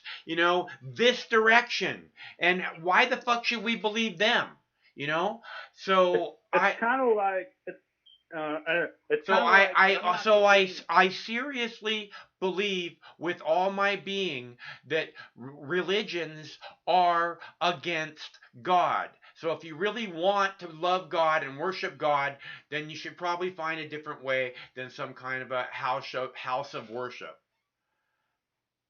But like it's kind of like, and this is where I'm kind of agreeing. It's kind of like when you look at these millionaire, sometimes even like like this multi-millionaire, you're making more money than most rock stars, and then they come into Rolls Royce and a private jet, and it's not like, okay, so if you're like say a priest and you have another business and that's how you paid for it, that's fine. But all they're doing is preaching, not like, and I mean, okay, they have property investments, but that comes from the money people just throw at them. So I mean, that doesn't count. Like that is so wrong that they could have used that. I mean, they're like a man of God, and they talk about, oh, you should like give to the poor, and then they're like trying to, in other words, say, hey, donate or you're a piece of shit. And I'm not just saying Christian. I mean, it's pretty much almost all religions. Well, pretty much all religions say you should donate this amount to the church of the amount of money that you make. This percentage of what your household brings in should give this to the church. Otherwise, you might not make it to heaven. Yeah, instead of that, why not they just say that, okay, Like, instead of that, just be like, hey, you see a friend of yours not doing too well, help them out. Instead of just saying, hey, give it to the church. You know what I mean? Why don't they just tell, hey, you see, if you're not doing good, keep your money until you're doing good. And then if you are doing good, and that means really like, you know, you got things you want, you got the car you want, you got the house you want, you took care of everything. Because I think to a certain extreme, even generosity is very self-toxic because like, let's say you're a father or whatever, and you're generous and you got a heart of gold and you got like, say a very irresponsible gambling, whatever friend, but you care about that friend. And now you're enabling him to gamble with the money that you could have, like, you know, took care of your family better. So like the concept of generosity, and no matter what, we almost all universally agree to it, is a lot more complex. Just like how that guy said, which was sounding so stupid, man. He said, okay, then what's the right thing? It's a day-to-day basis. It's a situation-to-situation basis. You could say be generous, but that could be the most toxic thing ever if you're like a family man and you're going out with your friends and your friends like saying, I need money. And all you're going to do is drink booze and gamble it away. You know what I mean? And then you barely take care, or you just do like bare necessities and you don't, you know, buy things. So it's like, well, I say it should be a balance between family, your family, yourself, your friends, you know, and then other people beyond that circle. So that's what they should bring up. And then if it was like a house of worship, you should be like, you know, you got to take care of yourself and your family. Well, your family's your number one responsibility. When that's taken care of, that stuff they could talk about. Now, like one time, this millionaire preachers like saying, oh, you guys are all having financial problems. Well, you're going to stop having financial problems if you just give a portion of your check. And one lady was like Trump's spiritual advisor, you know, she's like saying you should give your whole check. What kind of ruthless, cruel, sadistic person will tell you that the money that you can either give up to your kid's education or something your kid wants, like maybe something for his birthday or something like that, like, you know what I mean? You know, take that away, or have your hard-earned money to like better the lives of your loved ones, to just give it away instead of prioritizing it, layering it, which, you know, you got your needs met, and you got so I mean, that stuff is rarely ever spoken in house of worship, especially the millionaire churches are like horrible. They say what you want to hear, they say what you want to hear, and then they make you feel super guilty if you don't like just give like loads of, and I'm not saying this is just Christian, it's just that's just one of the more examples I could bring up, because honestly, what I say about I love the United States, I love America and everything like that, but it seems like money's a religion here. Yeah. If I'm not wrong. I mean, what do you think about that? It seems like money's a religion, because you can like before, I remember like post 9/11, Muslims and Christians did, like if you were Muslim, like you seemed like you had no rights at all. And I mean, now it's like, it was hell. I was always afraid when I walked out of the house, is somebody gonna kick my ass for no reason? Is the police just gonna give me a ticket for no reason? You know, am I gonna get my car impounded for no reason? Am I not gonna be able to get a job because they think that's okay to just like not let me have a job at a certain place I want to work? So I mean, every day, that's the life where they said, that's the life that you said when they were just like bashing the hell out of one person out of a spiritual group. Okay, that's why, you know, I'm sick of it. And then they kept doing it, and it's like, look, if you don't believe in that spirituality, you don't want to be it, that's fine. But stop. But it's enough, you know. Enough's enough. Like everybody's a human. People have strange, even Satanists, which are going to be like, at first I was like, that's a strange religion, but even they have some logic and even some level of compassion in their spirituality. In fact, it's really what Satanism, even though there's several branches of it, the ignorant don't realize that. The main early branches of Satanism, which I don't know if you studied a lot occult, you know, but was actually a fancier way of being a more fuck you version of being atheist. Huh. That's what it was based on.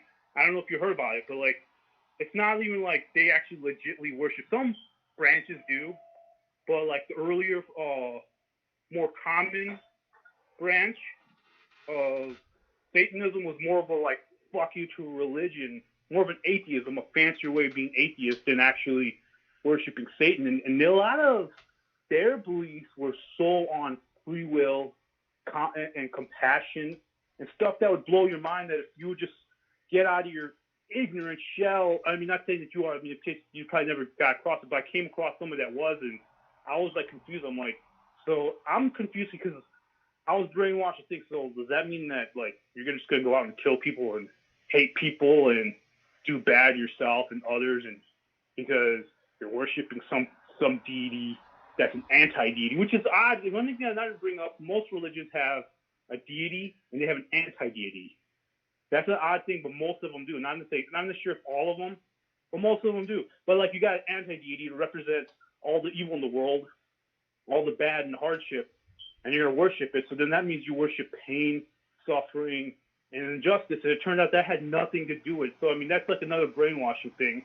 Yeah. So that's what I think one of the reasons why you kind of hate religion is because there's so much brainwashing. Like, like, for instance, like my spiritual belief, they were treating it like we were Satanists, Yeah. And not have, and because like, okay, so it's like, you're not going to sit there, and most of them are not going to sit there out of fear of the evil decepting your mind. So they didn't even sit there and actually take the time to understand, and they were criticizing. It's like, you don't know what the fuck you're talking about, okay? I'm not saying I'm a scholar in my religion or anything like that, but it's like, I'm not saying you, but I mean like them, like, and that example. So, I mean, that shit really irritated me. And, another question I have is, like, we had the whole, like, thing with the George Floyd riots and everything like that. How come, like, it stopped for a while and it happened all again, in Portland, and I think Chicago has it.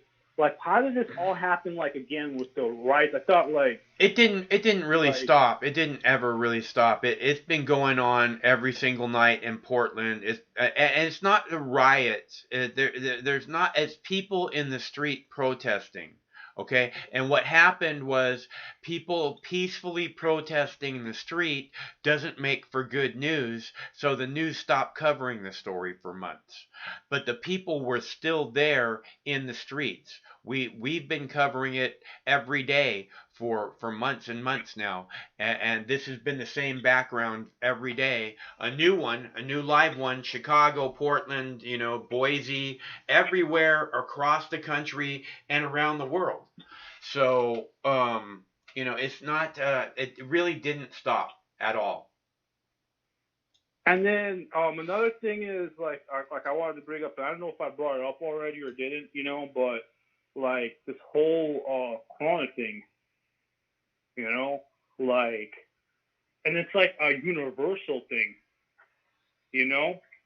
So like, I'm just curious, like, what good, like I mean, like they're treating it like it's the Black Plague, and it turns out like the odds of death, because I looked at like how many, and I don't even know if they're telling the truth, because this is the world we live in.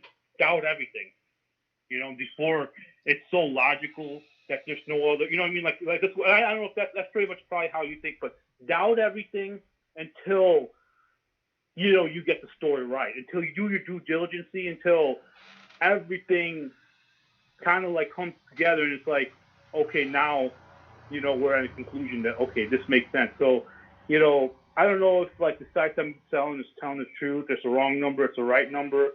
But like, I'm frustrated because, I want to own a business, okay, which is the American dream. There's nothing wrong with it.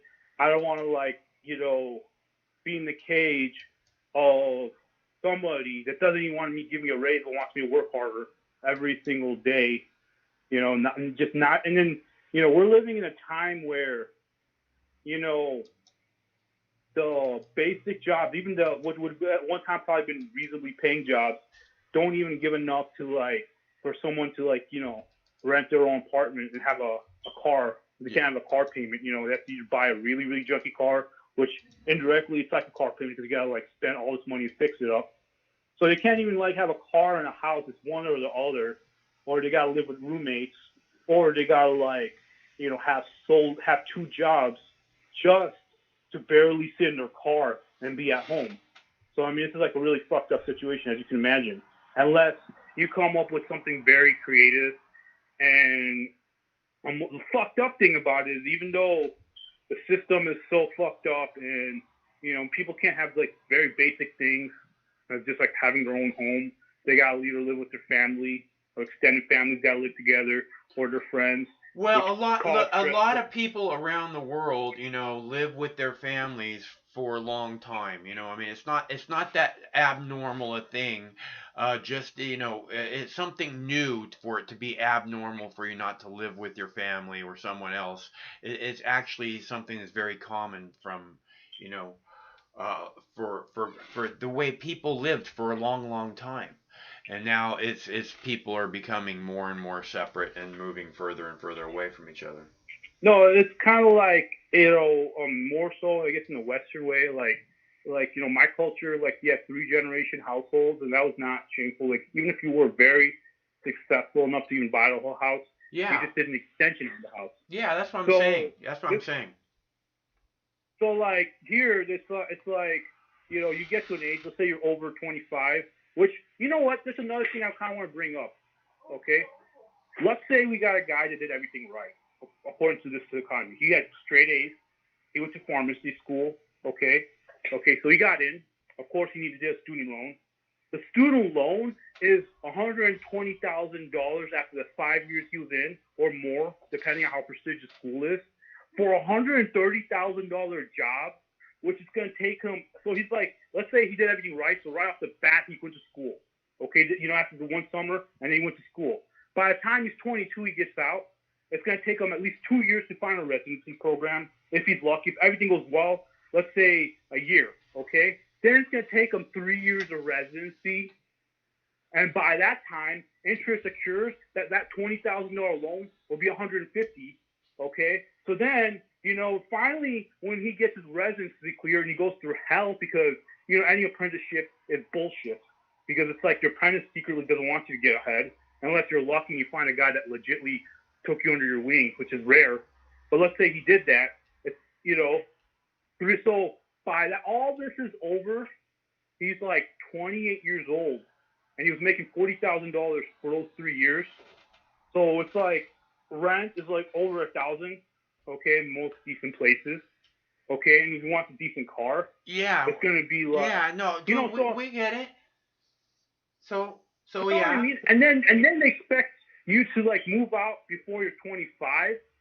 Well, really? look, whatever anybody expects doesn't matter. What matters is that you just try and do your best and move forward, and try and keep a positive attitude. And the main thing is not to get lost in some kind of like things aren't the way I want them to be, so I can't be happy. The truth is that you can be happy because we have like I pointed out last night, we almost live like kings. We can eat all these different kinds of foods at any time. We can go have Chinese food, Japanese food, Italian food, whatever the hell we want. Back in the day, it took brilliant chefs and a fucking team of fucking people to be making food like that for you. You would have to been incredibly rich. But today we live, so there's a lot to enjoy as long as you, like Ferris Bueller said, you have to just stop. You have to stop all this stuff, all this clutter, all this, oh, if I get this, and how am I going to make this happen? And I don't know if I'm going to make it, just stop. You have to stop and look around, because what's going on is again coming into this moment. That's how you come into the moment. You come into the moment right here, right now, by stopping. You stop everything, come into the moment, and then you realize all those things that you're talking about, they're not really here. They're not really in this moment. You're bringing them into this moment from some type of programming. The irony of it was and they agree with you. The irony was like my dad, worked his ass off his whole life. I mean, he was stressed out. I mean, he wore himself to the point where now he's not as healthy, and he could have, a lot of his friends are a lot healthier. I mean, to be able to own a business And his dreams were to like, have like, because he likes Ford Mustang, so he wanted to ride a Ford Mustang. So like it was a Father's Day because my baby was born, so I was like saying, I'll go ride a Ford Mustang, and he's like telling me there might be a chance that I got to forfeit and let you drive it because I don't think I have, like I don't think I'll get dizzy. So we work our asses so hard to get a sports car that by the time we get to that age, we can't even drive it. That's fucked up. I think the people in this country are overworked and underappreciated, and that that's why a lot of change doesn't happen. That's why the status quo is so firmly in place, is because it takes a lot of energy to make change happen, and the people are overworked, underappreciated, and it takes a lot of trial and error. That's one thing, like, by the time you're 30, you should be successful. I'm like, dude, Henry Ford was 38 and he wasn't successful. It took him till his 40s. Everybody thought he was crazy when he was rebuilding engines, So, like, he had a dream. He stuck to it. But, like, it's a lot of trial and error. I was in real estate, didn't work out. Okay? I did tinting. I'm still sticking to tinting because, like, right now I want to do a tinting business. I'm still sticking to tinting, but where I'm at, people don't have a lot of money to like that, and plus like I'm having an issue like I don't have a garage, and with tint, if I tint outside, right, my tint gets contaminated. Yeah. It's not so much like it has to be a clean area, but a little bit of wind will get through my tint and it will destroy it, or a little bit of wind can crease it. So I don't know. I mean, like you like cars. I mean, I don't know like when the tinting craze started. I don't know if I was about to ask you, what is your favorite car, like all time, like old or new? I don't know if you seem to like older cars better. I like lots of cars. I mean, there's so many different cars. It's hard to have a favorite. If I was gonna pick one, it would probably be if I could buy one car to drive around in, it would probably be like a little 2-seater roadster, like a Sunbeam Tiger or a Sunbeam Alpine. I like those cars. No, like I like mine was for some reason that number 69 makes me laugh. So if I wanted a classic car, it has to be 1969 because it's a funny number. I mean, I don't know if you get it, but it's a funny ass number. Yeah, well, there's lots of beautiful cars in 69. Too. So mine would have been the 1969 GTO Judge. Oh, nice. And it's got to have tint, because like every car, even a rust bucket, looks sexy on tint. And I don't know, I probably brought up like how bullshit, I don't know if it was you or somebody else. Did I bring up about how bullshit tint laws are? Did I or did I not? Because I'm obsessed with tint, so probably I'm not sure. Yeah, I don't really, I'm going to play a video, so it's really good to talk to you. I'm sorry. I'll wrap it up. I know I've been rambling a little bit, but it's nice talking to you. I'll let you play a video, man. It's nice talking to you. Okay. Look forward to talking again soon. All right. Later, man. See ya. All right. So I have a video about the judge tear gas ban. A judge late last night in Seattle approved the city council's ban on tear gas and other crowd control ordinance. Said that the ban on tear gas can go forward, meaning that on Sunday, the Seattle police will no longer be able to use or possess tear gas. I think that's freaking awesome. That's some change I can believe in right there, right? Starting this Sunday, an ordinance banning tear gas and some other crowd control measures goes into effect. Last night's ruling from a federal judge will not stop the ban. The mayor and police chief asked the court to put the ordinance on hold to determine if it violates a consent decree with the Department of Justice. The judge gave all sides until August 22nd to submit briefs arguing their case, and he could reconsider that ruling. Mayors across the country, including here in the Northwest, are pushing back against President Trump's plan to bring federal agents to more cities. The announcement comes as a protest is set to take place in Seattle this weekend. During that announcement, the president did not specifically name Seattle as a city where federal agents would be deployed. But not long ago, he did threaten to intervene when CHOP still existed. President Trump calls Operation Legend an effort to combat violence in cities like Portland, Chicago, and Albuquerque. However, after seeing the unrest underway in Portland, mayors are worried the use of federal agents sends the wrong message. Seattle Mayor Jenny Durkan had this to say in an interview with CNN. We need help, but the help we need is actually to support our cities, not to invade them. On Saturday, a group in Portland is asking for protesters in other cities to gather in solidarity to challenge what they're calling federal invasions. SPD tells us they are aware of a planned event here, but couldn't reveal any more details on how officers here might be preparing. This morning, a Seattle man is suing President Trump and the acting head of Homeland Security. Jeff Paul says he was beaten by federal officers at one of the protests in Portland. Paul's lawsuit claims officers hit him with a baton on July 18th, sending him to the emergency room. He's now asking for a judgment declaring the defendants violated his constitutional rights, and he is seeking compensation. In a new letter to the City Council, Seattle Police Chief Carmen Best is asking for a seat at the table as council members discuss cutting her department's budget. The majority of council members are committed to a 50% cut to the police department in an effort to defund SPD. In the letter, Chief Best says, quote, "I cannot stress strongly enough how critical it is that you include SPD in the discussions in order to understand the foreseeable impacts and repercussions of any proposed cuts."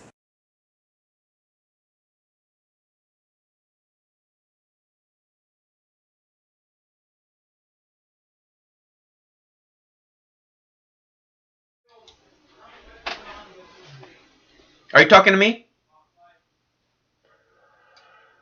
All right. So this is Beverly Hills on the right-hand corner here, on the right-hand side of the screen. Beverly Hills. We just saw someone get arrested and hauled away there. It looks like they're arresting another person. It looks like they're having some kind of a die-in in the middle of the street. They're just picking people up off the street one by one. And dude's there with his big old gun right in front, and the other guy with his big old stick, ready to fucking take care of business on these 90-pound girls. Fucking douchebags. Better get the federal stormtrooper Gestapo in on Beverly Hills, man. It's going crazy down there. They're blocking traffic. We can't have that in Beverly Hills. Blocking traffic. That is just not going to fly there, man. These people have things to do.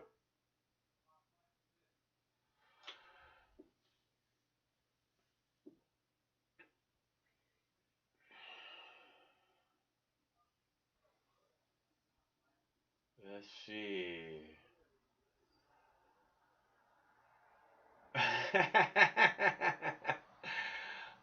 Those cops must be so terrified right now.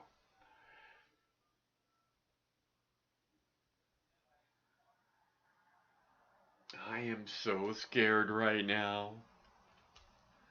Lady's stretching. She's stretching right in front of the police. Right in front of the police. Hello, caller. Hello there. Hello. Hello. What can I do? This is Nick. This is Mike.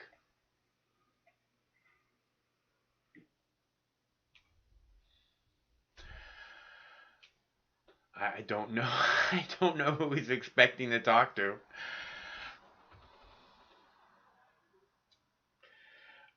But again, we got people getting arrested on the street here in Beverly Hills.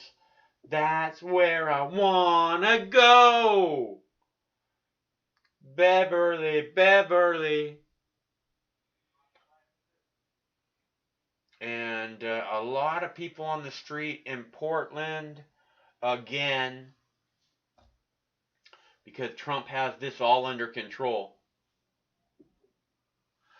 And a lot of people on the street in Portland.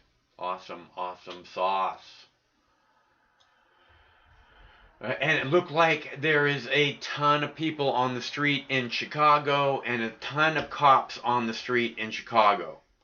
So we will be sure and keep a close eye on what's going on in all of these important locales.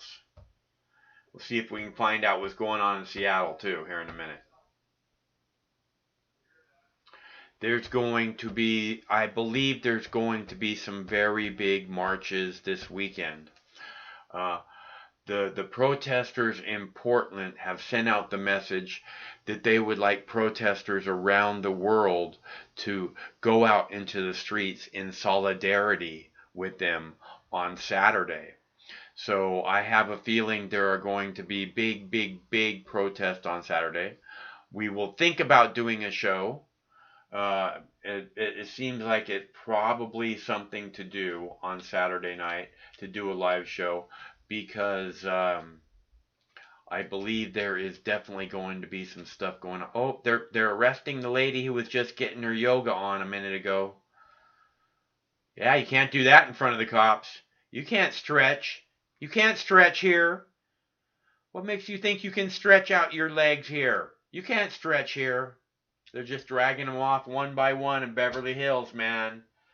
That's where I wanna be. In Beverly.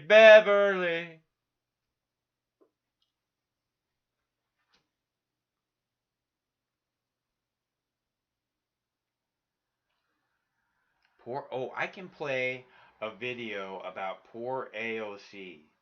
Where is that at? I have a video about poor AOC. Did you want to see a video about poor AOC? Poor AOC. Someone talked mean to her.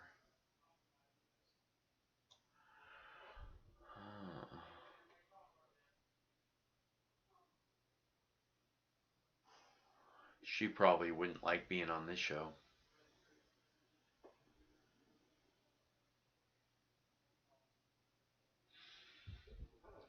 That's where I wanna go. To Beverly. I need a drink of water now.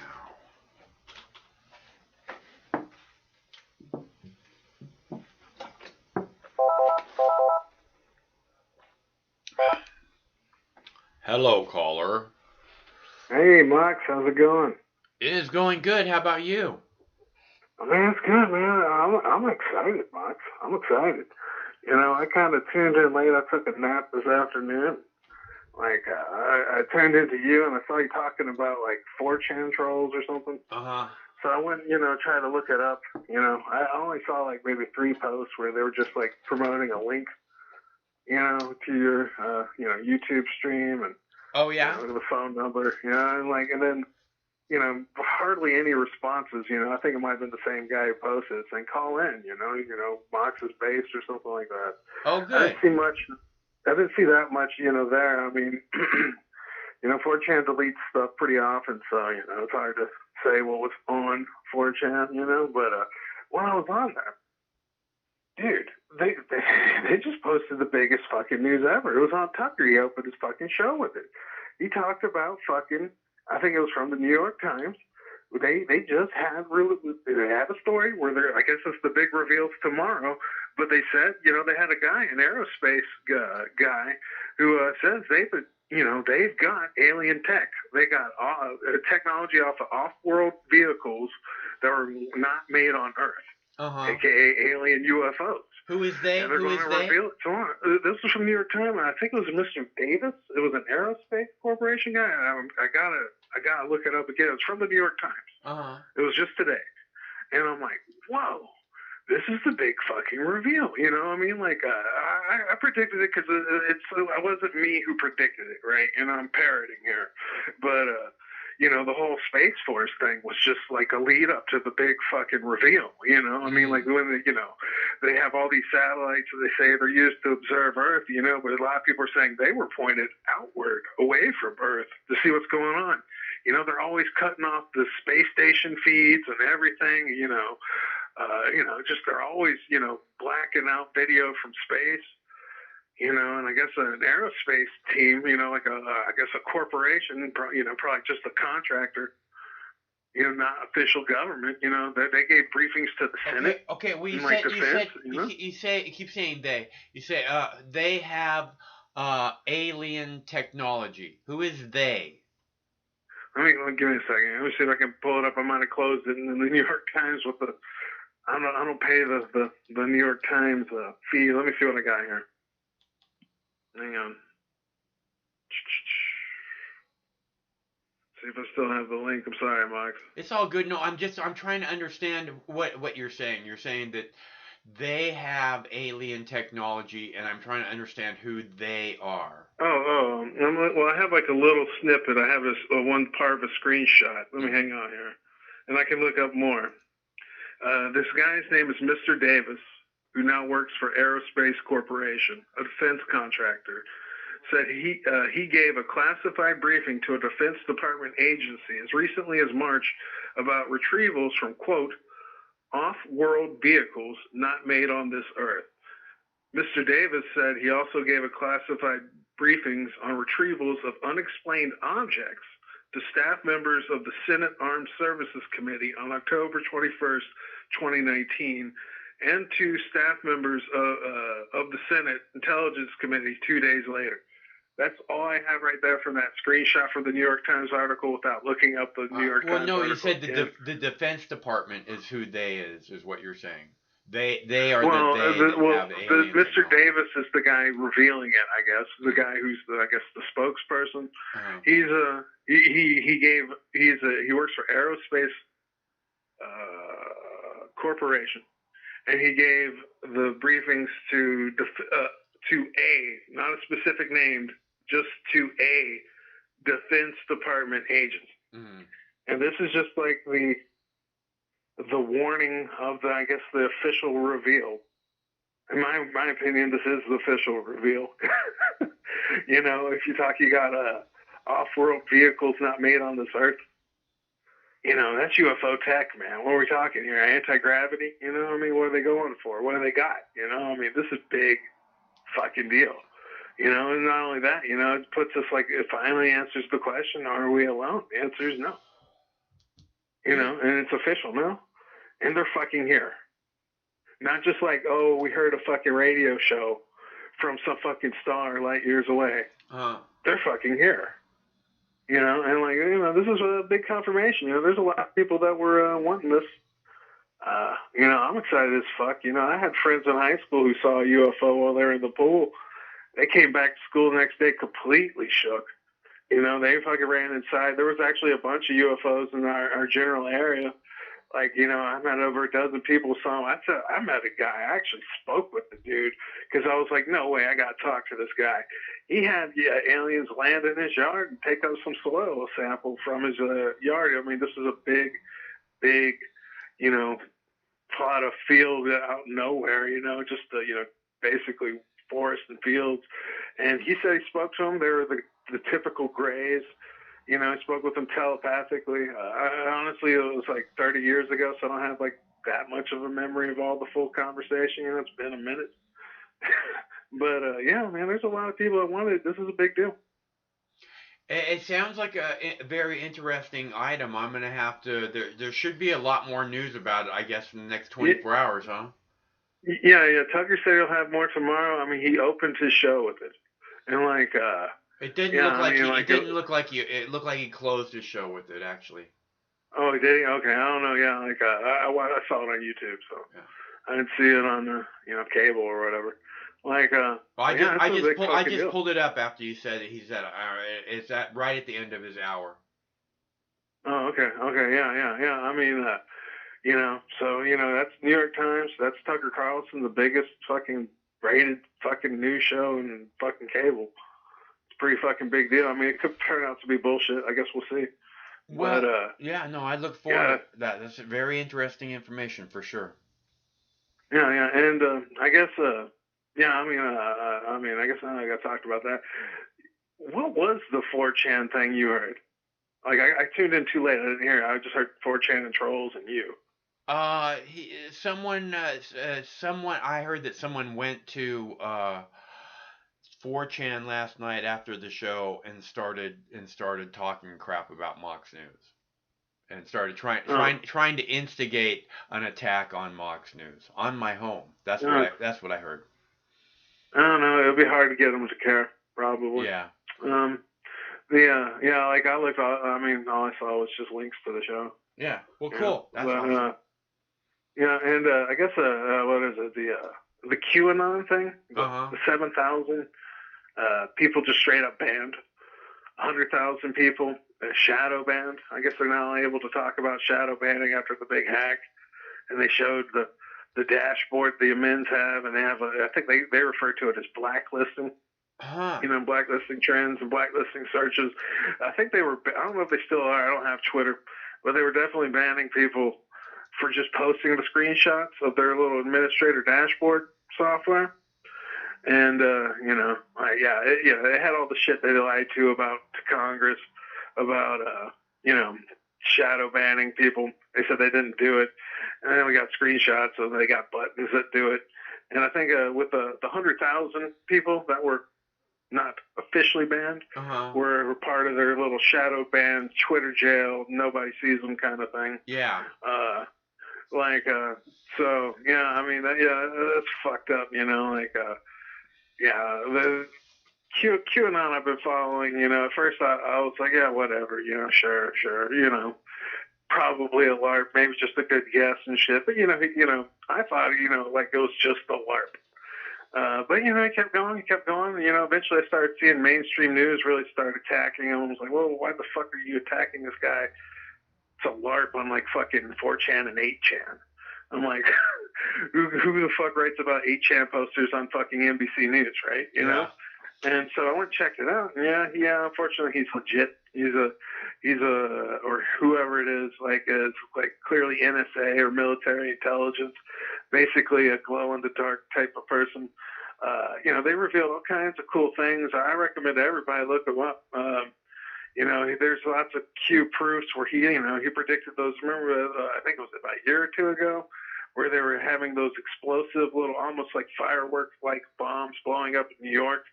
You know, he called it out right before it happened. He even named the nationality of Bangladesh as the suspect, you know, like literally a day before it happened. You know, they got all kinds of cool stuff, you know, some really interesting kind of perspective stuff from NSA and military intelligence, like Edward Snowden, you know, basically worked for the CIA, and he revealed, you know, the NSA, and that was part of an internal power struggle for the CIA to kick the NSA down a peg, you know, and it's some weird, you know, I guess basically information warfare between the two agencies.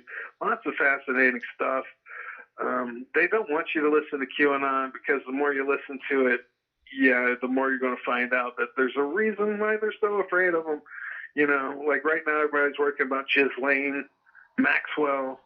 You know, nobody's going around saying John Podesta didn't kill himself. You know, that should be a thing that everybody should be talking about. John Podesta? They got people like John Podesta? The DNC emails, the Pizzagate guy. He killed himself? You know, like he's dead? No, but you know, no, people should be saying John Podesta didn't kill himself because he's easily up there with Epstein. You know, they got Andrew Breitbart, you know, the late Andrew Breitbart. I think he called him like a pedophile cover-upper back in 2011 on Twitter. You know, then you got guys like Michael Flynn. Michael Flynn, right before they took him down, was posting on Twitter about Pizzagate. It's, you know, he was taken out first. They got inaugurated January, where they took him out in February. You know, he's one of those guys who's closely related to QAnon too. He kind of was been signing his books, "Where we go one, we go all," which is like one of the big catchphrases for QAnon, so people suspect that he might be QAnon too.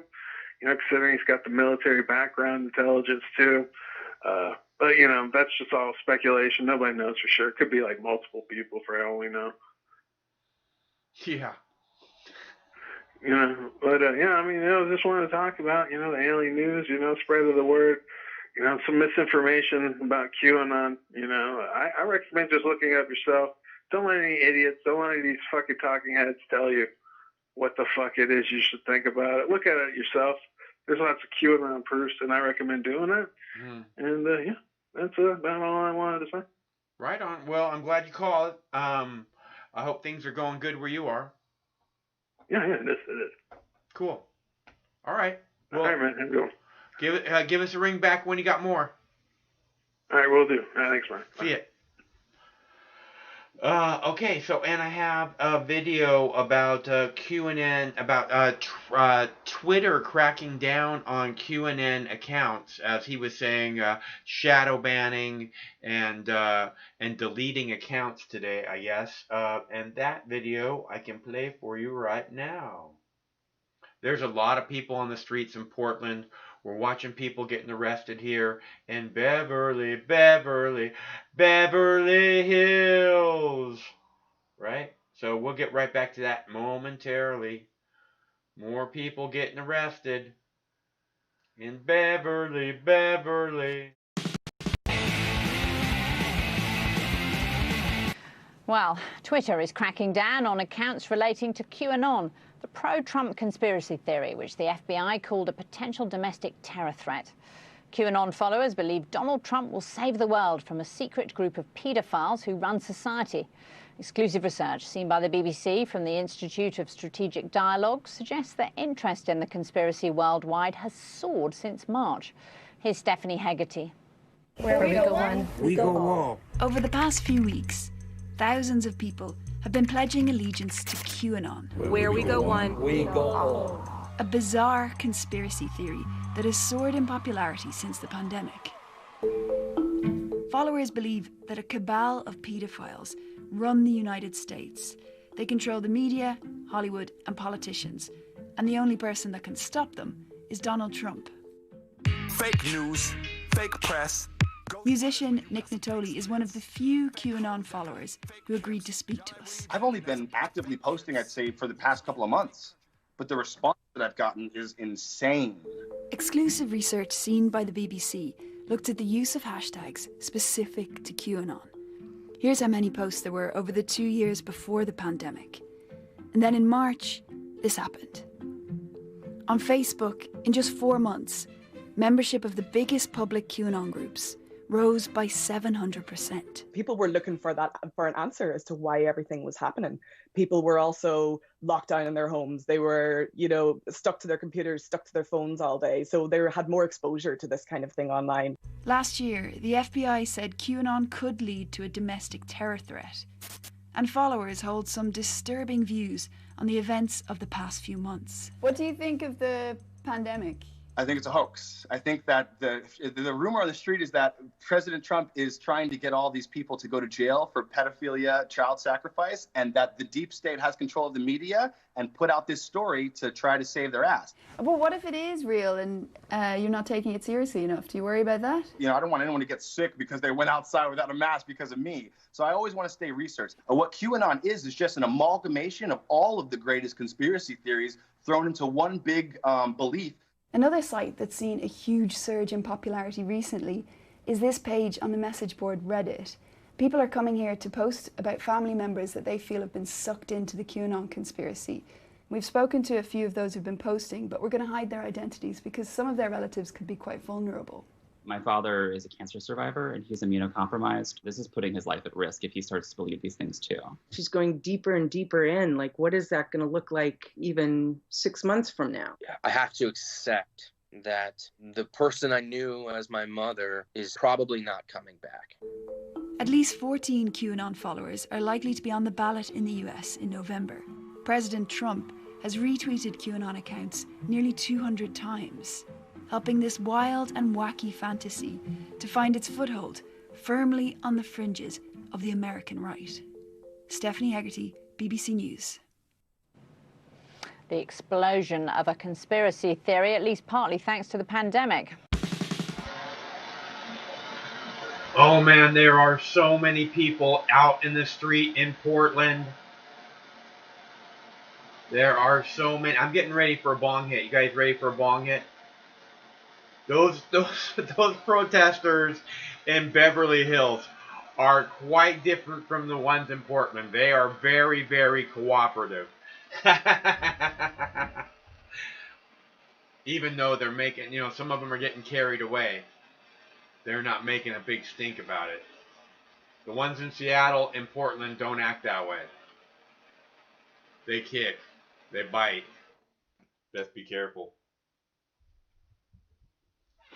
There's a lot of people out in Portland, and it's early.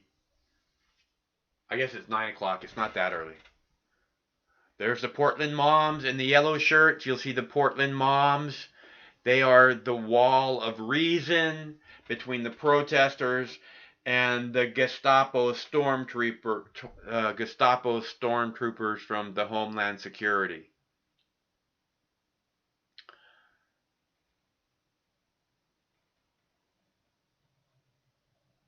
Marching them off in Beverly Hills, man. One by one, taking them away. Oh, excuse me. I couldn't sleep at all last night. Blah, blah, blah, blah.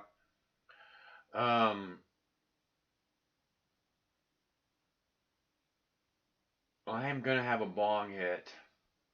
Looks like there's a lot of yellow shirts there. A lot of people. A lot of people out in the street in Portland. We're gonna have to watch this for a little while.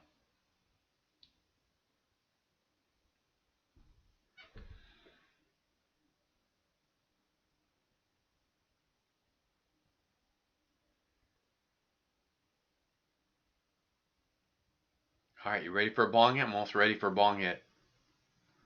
At least the Beverly Hills guys aren't spraying them with pepper spray and hitting them with their sticks and shit before they cart them off, I guess. All cops are bastards. ACAB.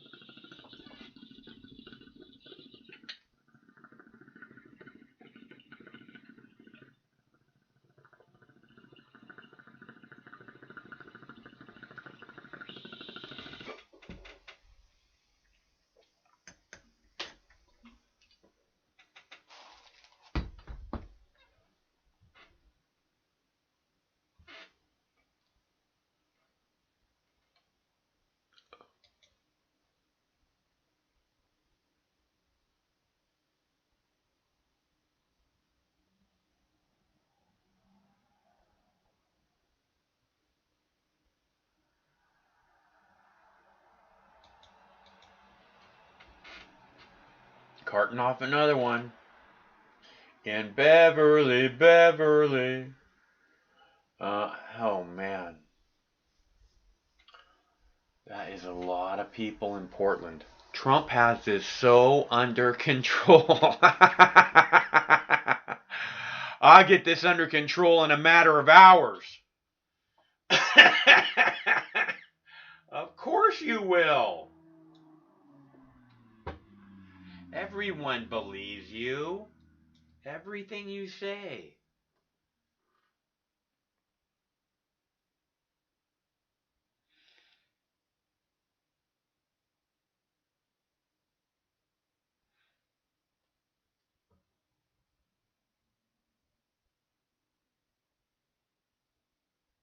Breonna Taylor.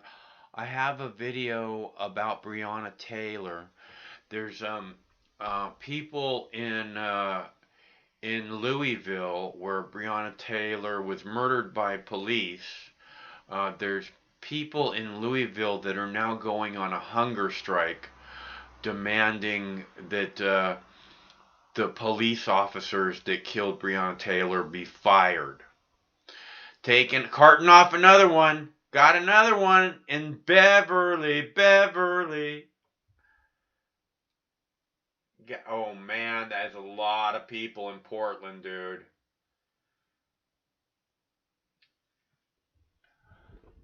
Oh man. Do you see how well Trump has it under control? We'll get this under control in a matter of hours. How's that working out for you?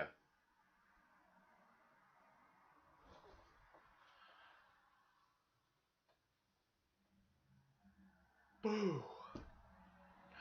All right, so we ran really late last night. I don't think we're going to be able to go as late tonight as we did last night.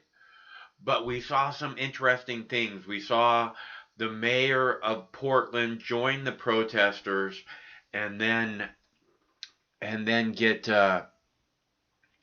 tear gassed with the protesters by the Gestapo stormtroopers sent in from Homeland Security. So that's something very unique that we haven't seen before.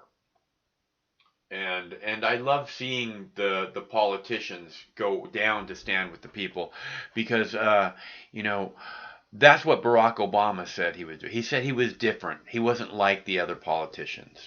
He said, if the people go into the street, I will be right there standing shoulder to shoulder with you. And the people went into the street under Barack Obama's presidency in a little tiny protest called Occupy Wall Street. And the people went into the street and they stayed there for months and months and months and months. And Barack Obama never once visited an Occupy protest. Never once. Never marched with anybody across a bridge. He's full of shit. And again, I don't know why Joe Biden doesn't have half a clue and isn't down with these protesters. I mean, maybe he's worried about the COVID, or I doubt it, but I don't. But again, it's because he's part of the problem. They know he's part of the problem. He's not about people. He never has been about people. He's not about defunding the police state. He's not about defunding the police. He's made it very clear. And none of the Democrats are. Nancy Pelosi, none of them are. They stand exactly the same place where the Republicans stand, which is firmly at the backs of the police state.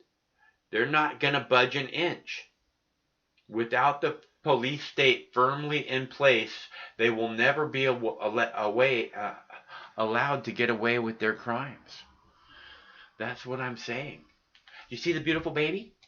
Look, there's a beautiful baby.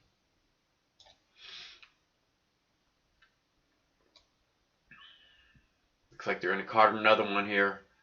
Going to cart off another one here in Beverly.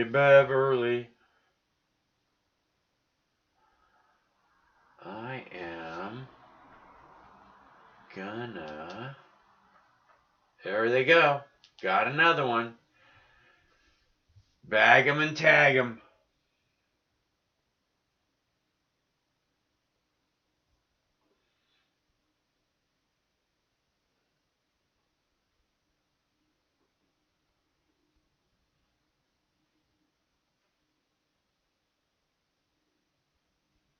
All right. If anybody wants to call, the number is 805-669-6397, 805 Mox News.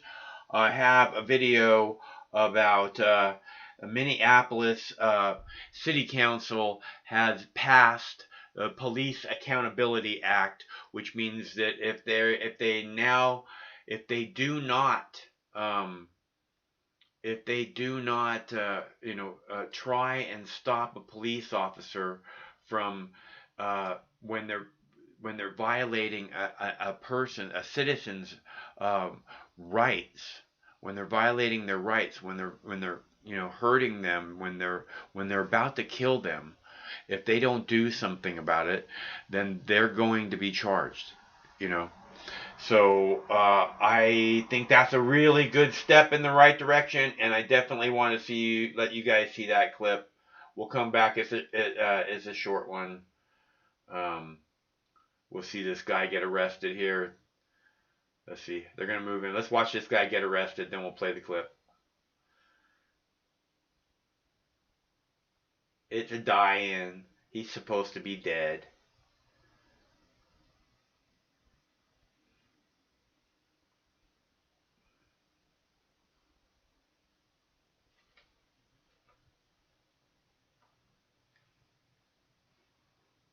One by one.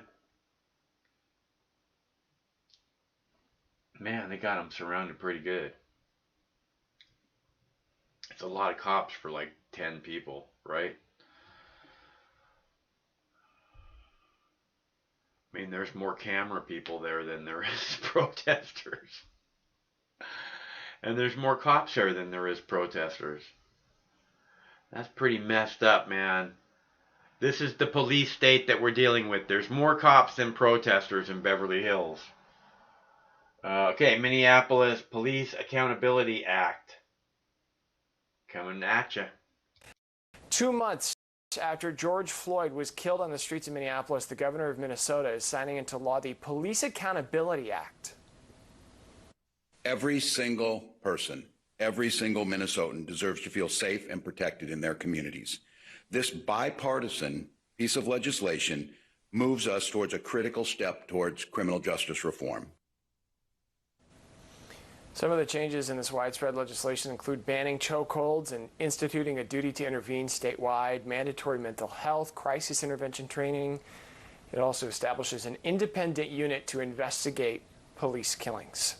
Black Lives Matter Chicago has filed a lawsuit to prevent federal agents from patrolling the streets. Yesterday, President Trump, you saw it here live on Newsy, said he's sending hundreds of federal agents into the city. He says to help fight crime. Black Lives Matter Chicago is worried the move will lead to a repeat of what's happened in Portland. Agents accused of abusing protesters there and seen on video just beating them. The organization said it's also planning to sue the city of Chicago and the police to stop officers from using excessive force against demonstrators.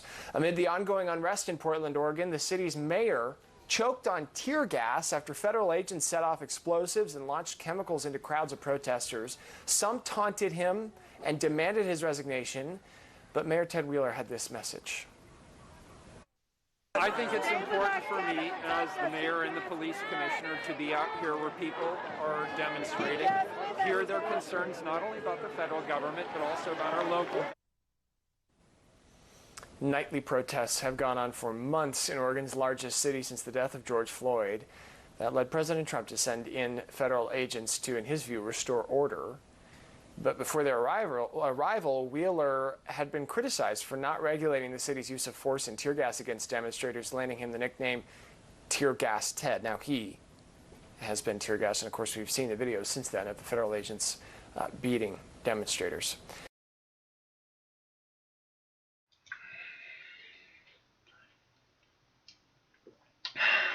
Had to get a little cookie. Need a little sugar here.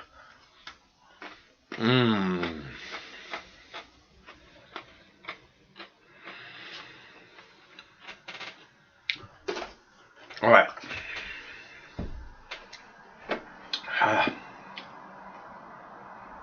I'm not sure where they're at there in Seattle, but man, there is a sea of people in Portland.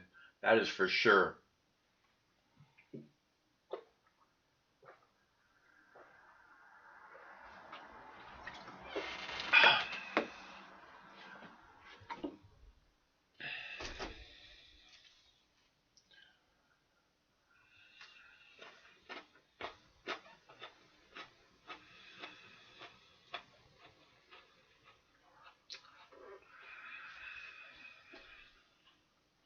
Okay, if anybody wants to call, the number is 805-669-6397, 805 Mox News.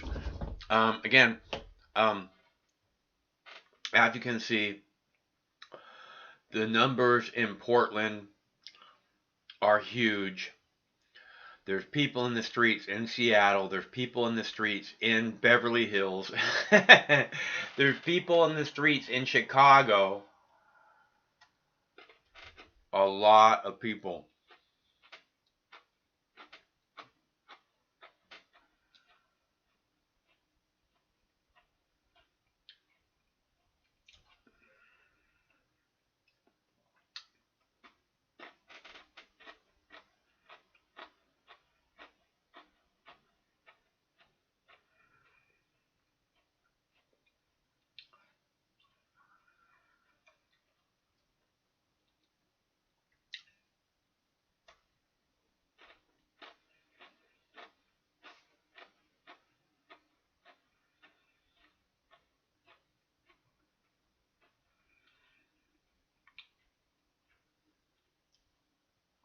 I wonder what happens if they have like a 400-pound person that just lies there and won't move. I mean, they're not going to pick that person up off the street, I don't think. Maybe they'll tase them.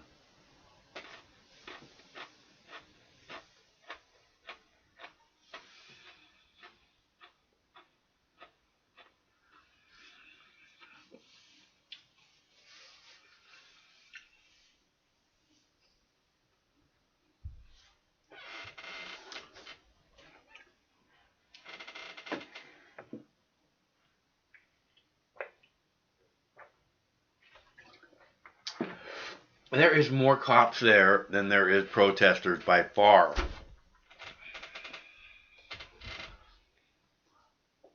In Beverly Hills.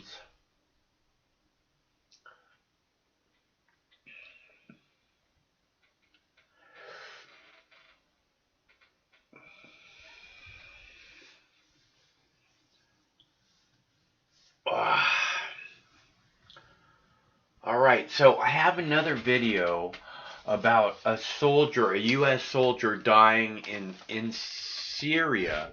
It's a very short video, but it talks about him dying. Doesn't really talk about it. It said U.S. soldier died. Doesn't say killed in action. Doesn't say struck by a bomb or any kind of, IED or any kind of information. It says U.S. soldier died. And I keep seeing these soldiers like, there you go, taking away another one. I keep seeing these soldiers, they're being killed, and apparently by other soldiers. I'm not saying this is what happened to the guy in Syria, but I wanted to make sure you guys knew a U.S. soldier died in Syria because that's still happening. Developing overnight, the military says a U.S. service member has died in Syria. The Pentagon says the service member was part of a mission to fight ISIS in Syria. The military has not released any other details about the death.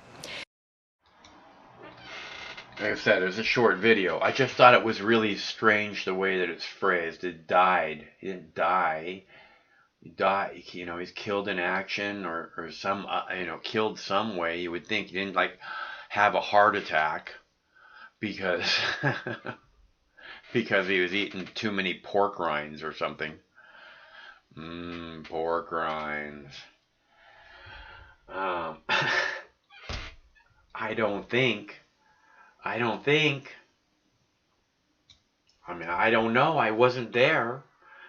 But it seems like an odd way to phrase it to me. Soldier died. All the people who died.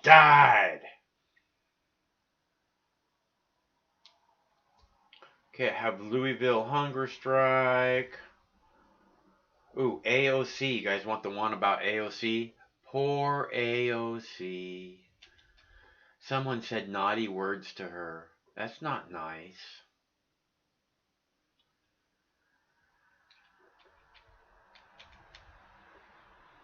She is so victimized.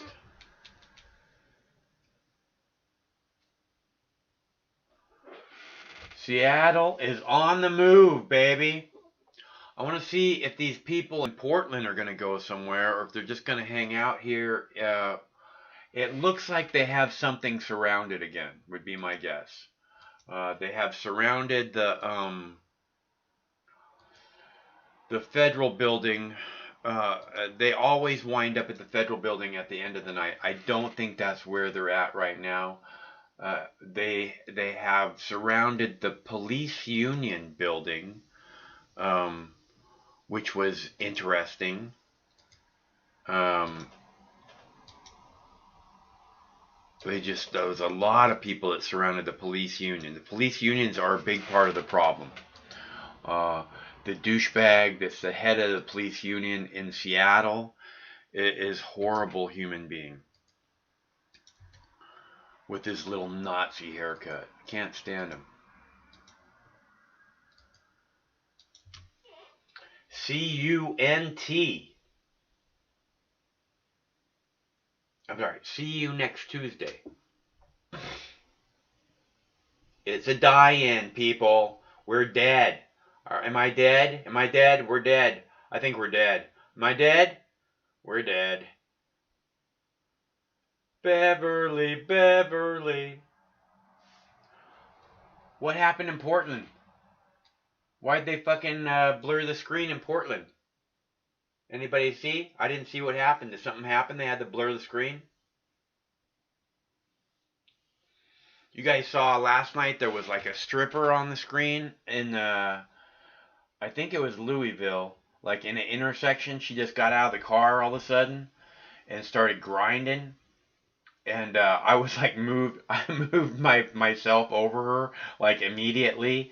And about 2 minutes into that video, whoever it was at Facebook or whoever blurred the video wasn't allowed it to broadcast anymore. Someone blurred it. But she was not anything you wanted to look at anyways.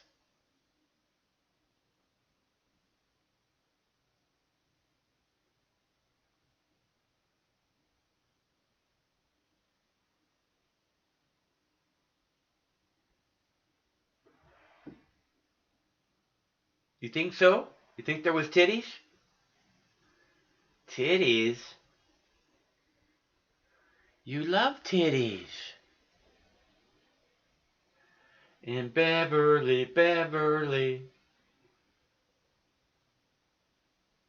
Okay, so we got a walkabout going on in Seattle, and it looks like, I don't know what that statue is behind him, but it looks like a pretty, somewhere, a point of interest where they're at in Portland.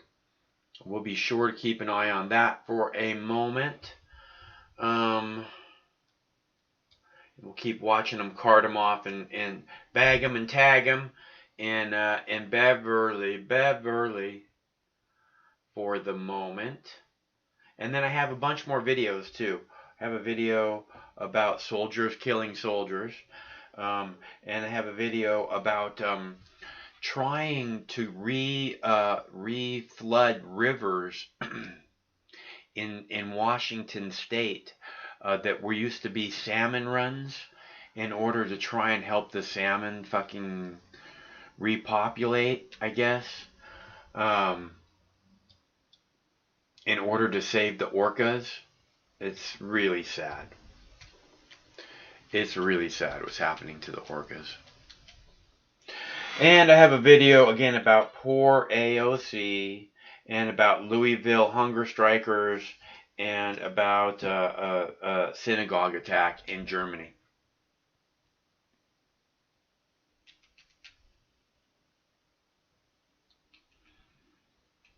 But that one's boring. We might not get to it.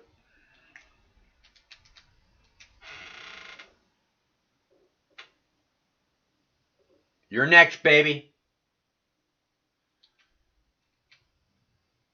You just lie still. We'll make this short and sweet.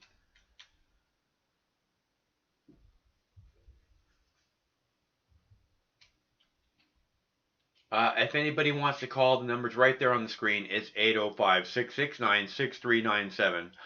I will be happy to I will be happy to have a conversation with you, maybe. Or I can play a video about AOC, but I want to see him cart off this young woman in the orange jumpsuit, in the orange tracksuit, or whatever the heck it is. Looks like she's got like a PVC tracksuit on or something. Very stylish, I must say. The ladies in Beverly Hills are stylish, if nothing else. There can be no doubt about that.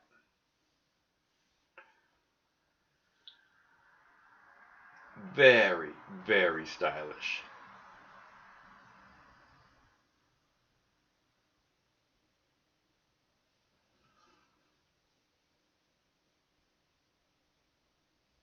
I'll play the AOC in a minute. I don't want to miss this girl getting carted off.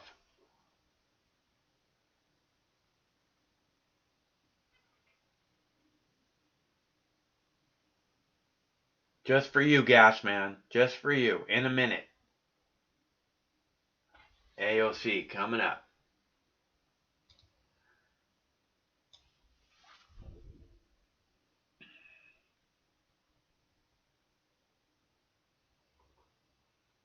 It's a sea of people in Portland.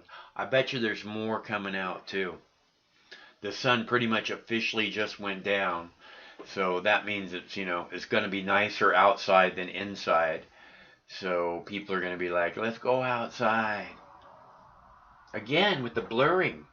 Again with the blurring. I didn't see any titties.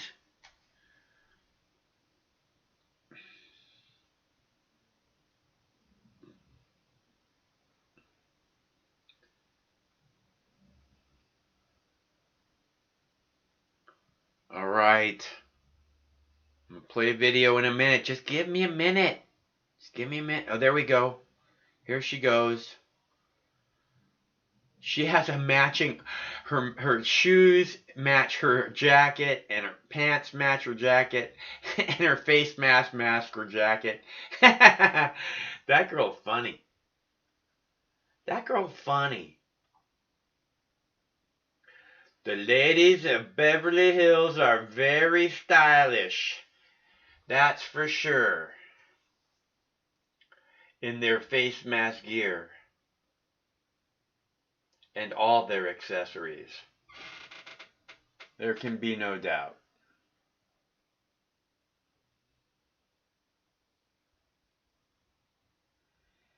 Alright. AOC coming up just for the Gas Man. Here you go. Boom, boom, boom goes the fucking dynamite.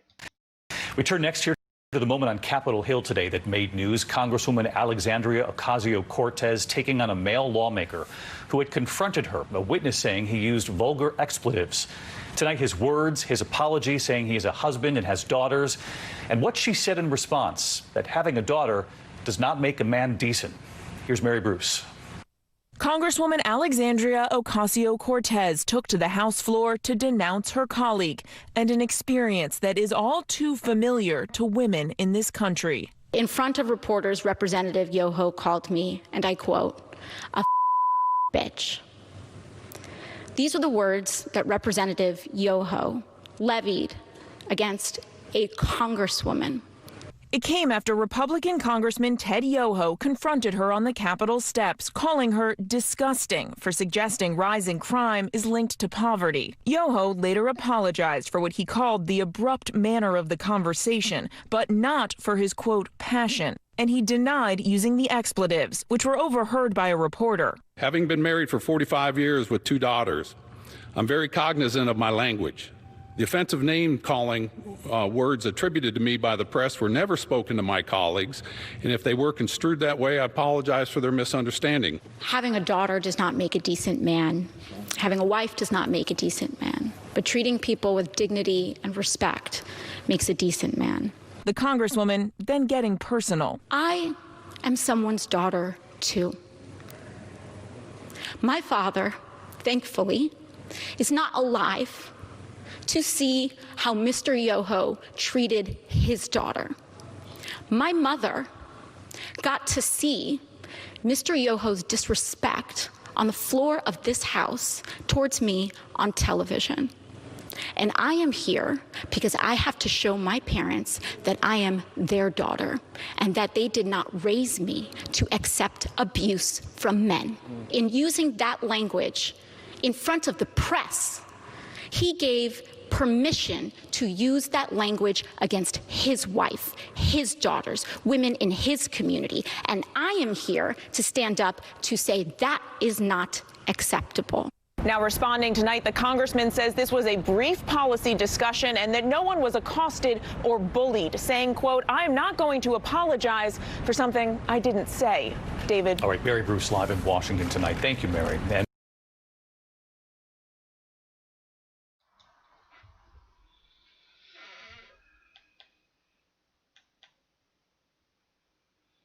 Stupid cable box froze up on me. I don't even know where the cable box is in this room. Around here somewhere. There it is. I'm gonna unplug it. Alright, so, can you see? Do you see? Chicago is in the house.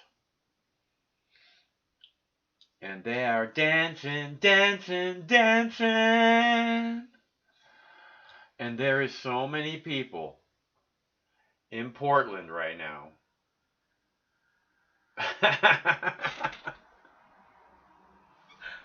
It's mind-blowing.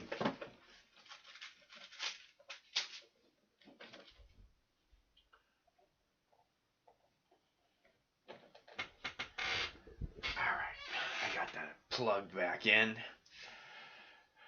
Restarting that thing. Damn cable box. Man, oh man, oh man. Beverly, what is going on in Beverly Hills? There's a few people out there, right? What is going on out there? Seattle's got a nice walkabout going.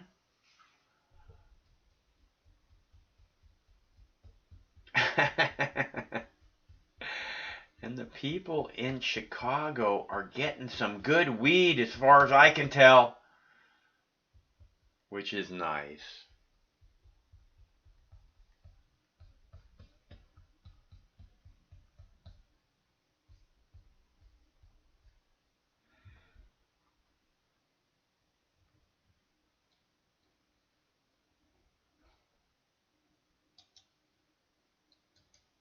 Alright, so if anybody wants to call, the number is 805-669-6397, or else I have a couple videos left to play for you.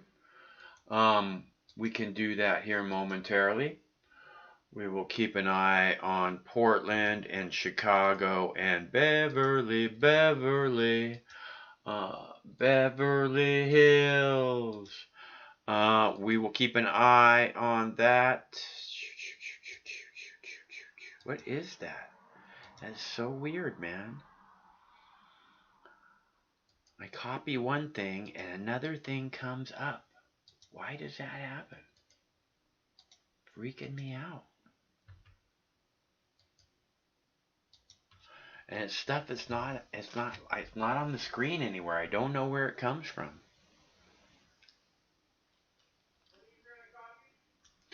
Well, sometimes when I go to copy the URL of the PayPal or whatever and put it into the screen, something else will come up. Like one time a phone number came up, and another time, like just now, some kind of a newspaper article or something.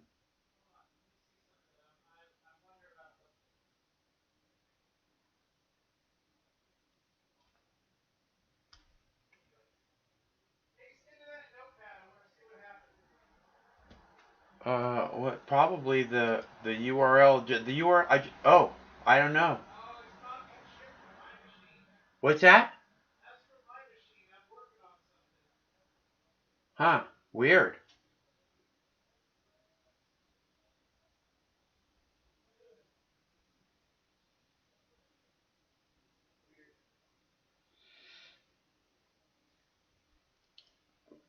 All right, again, if anybody wants to call, the number's 805-669-6397. And they are dancing, dancing, dancing in Chicago, in the streets of Chicago, in the streets of Los Angeles, in the streets of Portland, in the streets of Seattle. They are dancing. Look at, there's a beautiful baby. They are dancing, dancing, dancing. What a beautiful scene. Oh, yeah. There's a beautiful baby. Look at that beautiful baby. What a beautiful baby. I love it when they get their lights out.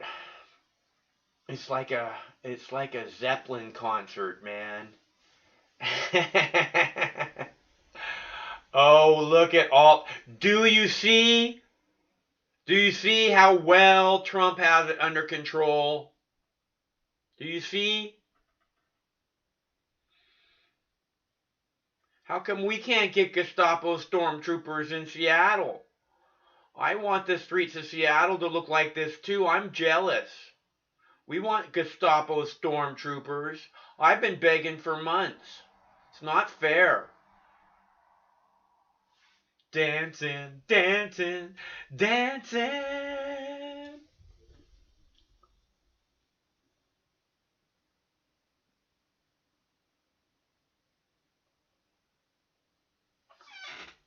I love it. I love it. I can't tell you how much I love it.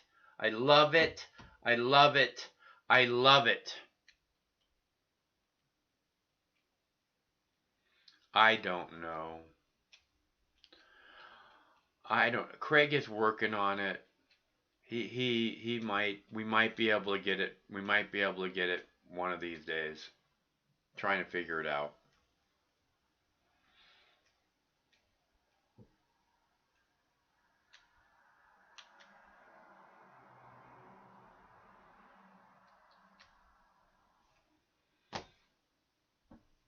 Alright, so again, there's just so many people in the streets of Portland. You gotta love it.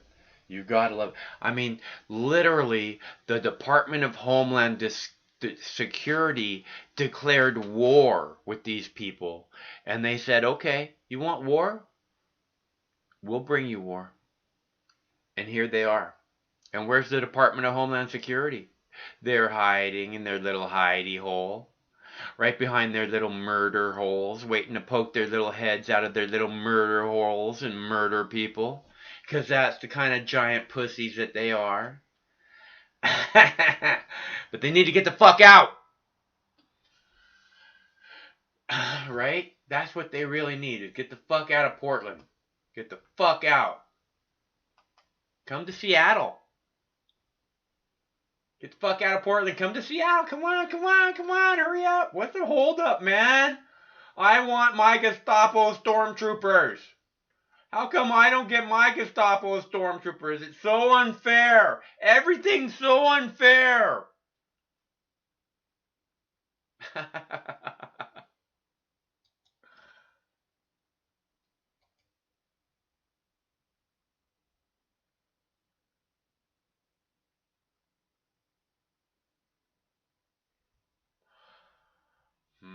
So,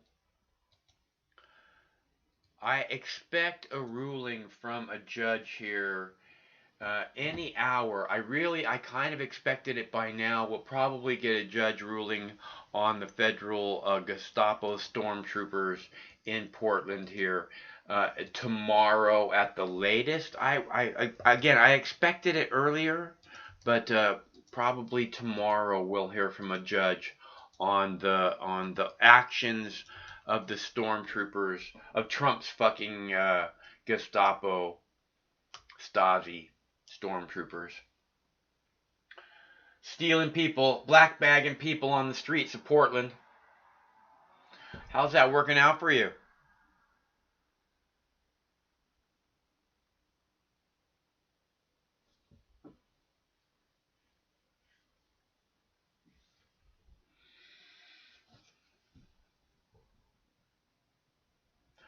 We'll have to wait and see. Okay, so I am going to play a video because I have videos left to play. Unless anybody wants to call and talk, the number's 805-669-6397, 805 Mox News. That would be awesome. Or else I can play a video. But once I'm done with videos, then what are we gonna do? Huh?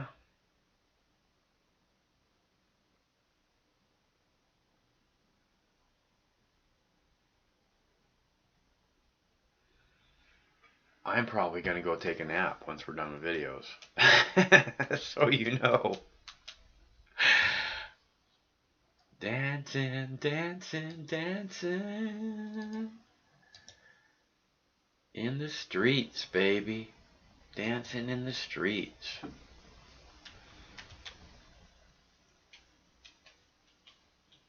That is a nice spotlight they got working there in Portland, man.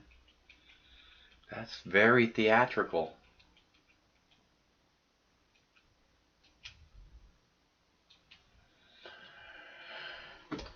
Chicago looks pretty chill.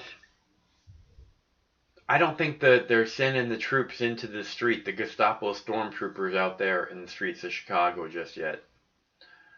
They're trying to decide what they're going to do in Chicago. Chicago needs to be handled very carefully. I mean, these people in Portland are owning the DHS. They own their bitch asses. Your little paper tiger crumbles. So, you know, the people and the people in Chicago ain't playing. The ones in Portland are playing war. You know, oh yeah, I mean that's the way it started. You want war? Okay, we'll play war with you. And now it's like, yeah, you want war? Is that really what you want? Does this seem like a good idea to you? Really? The federal agents, the Gestapo stormtroopers from Homeland Security will be out of Portland very, very soon. One way or another.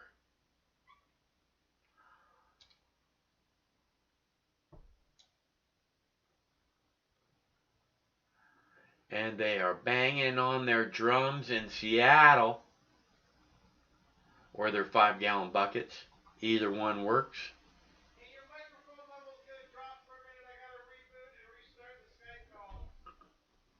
Okay.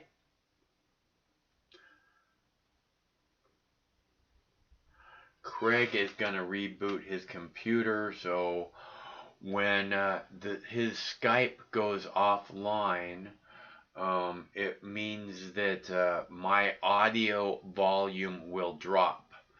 So when he does that, I will play a video clip for you momentarily, and we will be right back with proper audio. But he hasn't dropped his Skype call hasn't dropped just yet, so our audio is still good. So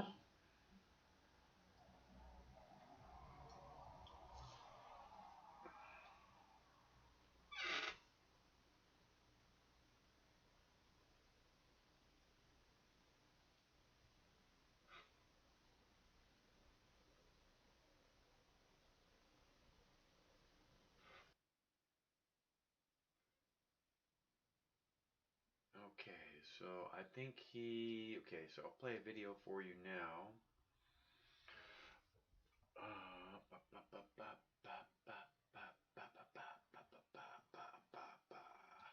And now to that alarming new headline at Fort Hood, Texas. For the third time in a month, the body of a soldier from the base has been found nearby. Here's ABC's Stephanie Ramos on this again tonight.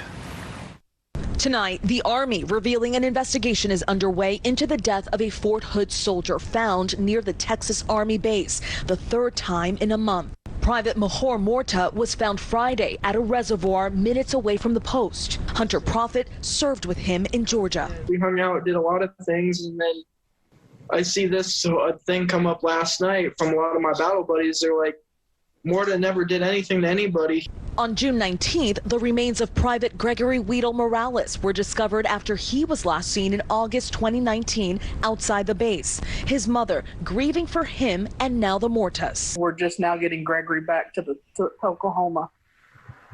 I hope they get answers faster. The remains of Specialist Vanessa Guillet were found June 30th after she vanished from the base in April. Authorities allege another soldier killed and buried her. He killed himself after police confronted him. A civilian who authorities say helped him dispose of her body has pleaded not guilty to conspiracy to tamper with evidence.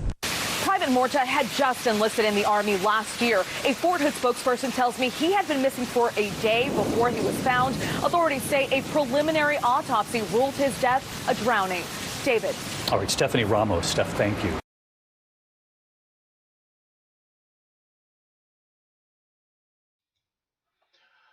Okay, so we didn't get the Skype call rebooted just yet, so the audio levels are going to be kind of low on my mic momentarily. So if you're trying to let me know that, I already know. It's turned up as loud as I can go. I got it set on 11. Normally, most computers only go up to 10, but this one goes to 11. On the volume. Just not right now. Give me a minute. I can play another video. You want another video? Fine, I'll play another video.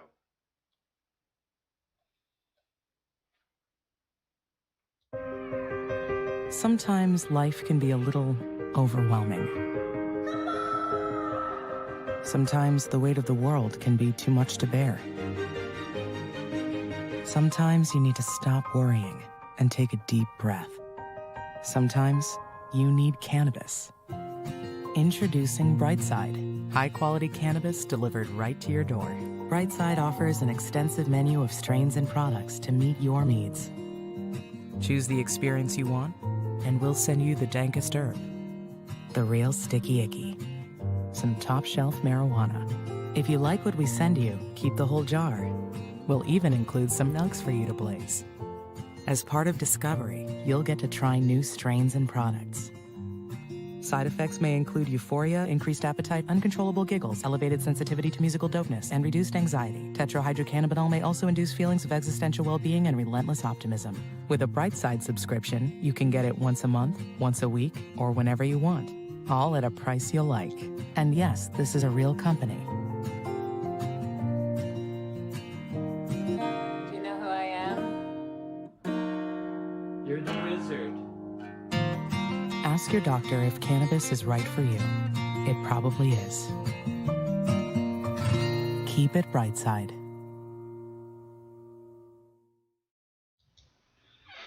The Navy's buying LSD? Wow. You would think they'd have some chemists who know how to make that happen already. Right? Think all that unlimited trillions of dollars, they'd be able to how to make the shit themselves. By the gallon. 55-gallon drums. Industrial strength. Right? That is a sea of motherfucking people in motherfucking Portland, in case anyone can't fucking see. In case you can't tell what's happening, there is a fuck ton of people in Portland. Hello, caller. Hey, you realize that Brightside commercial is very prejudiced against marijuana use, right? Because they portray marijuana users like mindless dorks. I think they portray marijuana users beautifully. The guy in the commercial seems to be crippled in his motor responses, like he can't even function. That's not really a very cool commercial, you know. They should have commercials of marijuana users that are playing chess with 3 people or doing amazing triple back flips and catching a frisbee behind their back and stuff like just that. go fucking watch Mark Phelps fucking swim, dude. Okay? I mean, look, this is that commercial is fucking brilliant, and I love it. And they show that the man doesn't have very good motor response. He's like writing a check, and he's like, oh my fucking hands. And then he has a little cannabis, and he's dancing. I mean, I got no rhythm, you know. He's a white guy. Come on, give me a break. Oh man.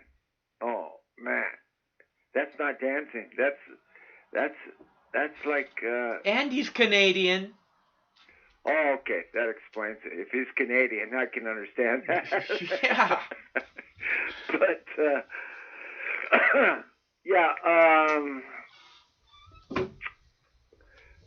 Lots of people in the street in Portland, man. Let me see. Yeah, a lot of people. A lot of people. 1, 2, 3, 4, 5, 6, 7. 7 live streams, all showing basically the same crowd. So today,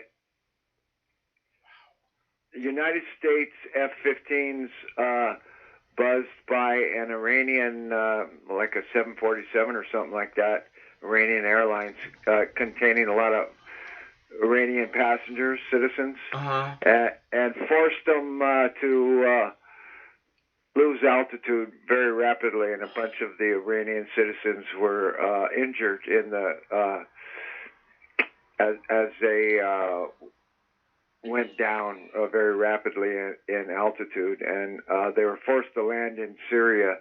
They were flying over Syrian airspace, and essentially they were attacked or buzzed by American F-15 fighter jets, 2 of them. Yeah. Well, that sounds pretty fucked up, man. Yeah, and yesterday or the day before, Russia said it was sending its fighter jets to protect Syrian skies from Israeli attacks on Syria. So you got the fucking the chess players playing chess on the global chessboard. You got Russia and America and Israel and Syria and Iran, and so there's more going on in the world besides these protests. Always. Yeah, but I love the protest. So. I know. It's your channel. Do you get any videos of dancing girls on fucking trampolines or anything like that? No, I'm not doing that. No, you're not doing that? Okay. No, man. Look, this is an incredibly beautiful thing. I mean, there's lots of news. There's always lots of news. But this is an incredibly amazing, beautiful event. And so I'm going to cover this all I want. Well, there's some pretty cute girls in all these crowds. That's the thing that catches my eye. Well, there's cute girls everywhere, dude. That's the world. It's hot pants. Yeah, destroying America. It's summer. You and your whores are poisoning our neighborhoods. Yeah, hot pants. Destroying America. Coming to a town near you. I'd like to see a crowd of beautiful girls in hot pants kind of rubbing up against DHS stormtroopers. That would be an interesting thing to see. They'd probably just whack them. They'd probably just whack 10 girls at once on video, if that ever happened. Yeah, I'm sure they would. Yep, that's what it is. So, I'm just about to go to bed, Mike. Okay, man. Me too. Okay, I'll talk to you later. All right. Thanks for calling. I'll talk to you later. Take care. I did some gardening today. I planted. I have. I'm not sure how many plants. I think I have 8 plants currently. I planted 2 more. I started 2 more seeds today. I started a peyote cookie seed, which is this plant, the peyote cookies. I started one of those. and I started Gelat OG. Gelat OG. I started one of those. Isn't that pretty? Look at how pretty that. Oh, you can't see it. It is very pretty. Look at that. I started one of those seeds and 1 peyote cookies. Nice, huh? So we will have that to enjoy growing in the very near future. Which I'm very excited about. And I have some really pretty plants growing right now, which I will be sharing with you really soon. I showed you the one desk plant last night. I didn't get her out tonight. I watered her right before we went on air, and I didn't want to move her around a lot after watering her, so. Because that didn't seem like the right thing to do. But she'll be back. She'll be back tomorrow. Tomorrow, Dabs for Donation Friday. So it's always nice to have some flour around for Dabs. She's not a flower yet, but she's working on it. There is an upside down U.S. flag, an international distress signal, in case anyone's wondering about flying the flag disrespectfully. Portland has been invaded. Portland has invaders, so of course they're flying an international distress signal. Hello, caller. Hey, what's up, Mike? It's Alan. Alan, how you doing, bro? Oh, I'm doing good. So I got a funny, I ran into a Karen, and I didn't record it, dang it, but I can give the feedback of what happened to me. It's pretty damn funny, dude. So I live, like, near the forest and stuff, and there's a trail that runs along the highway that goes to my house. And it's a long trail, and, you know, there's really not a lot of people on it. So I was going for a jog, you know, I was doing quick, like, 3 miles. And this dude's walking toward me on the other side of the path. And mind you, we're in the middle of the forest, right? We're far away from everybody.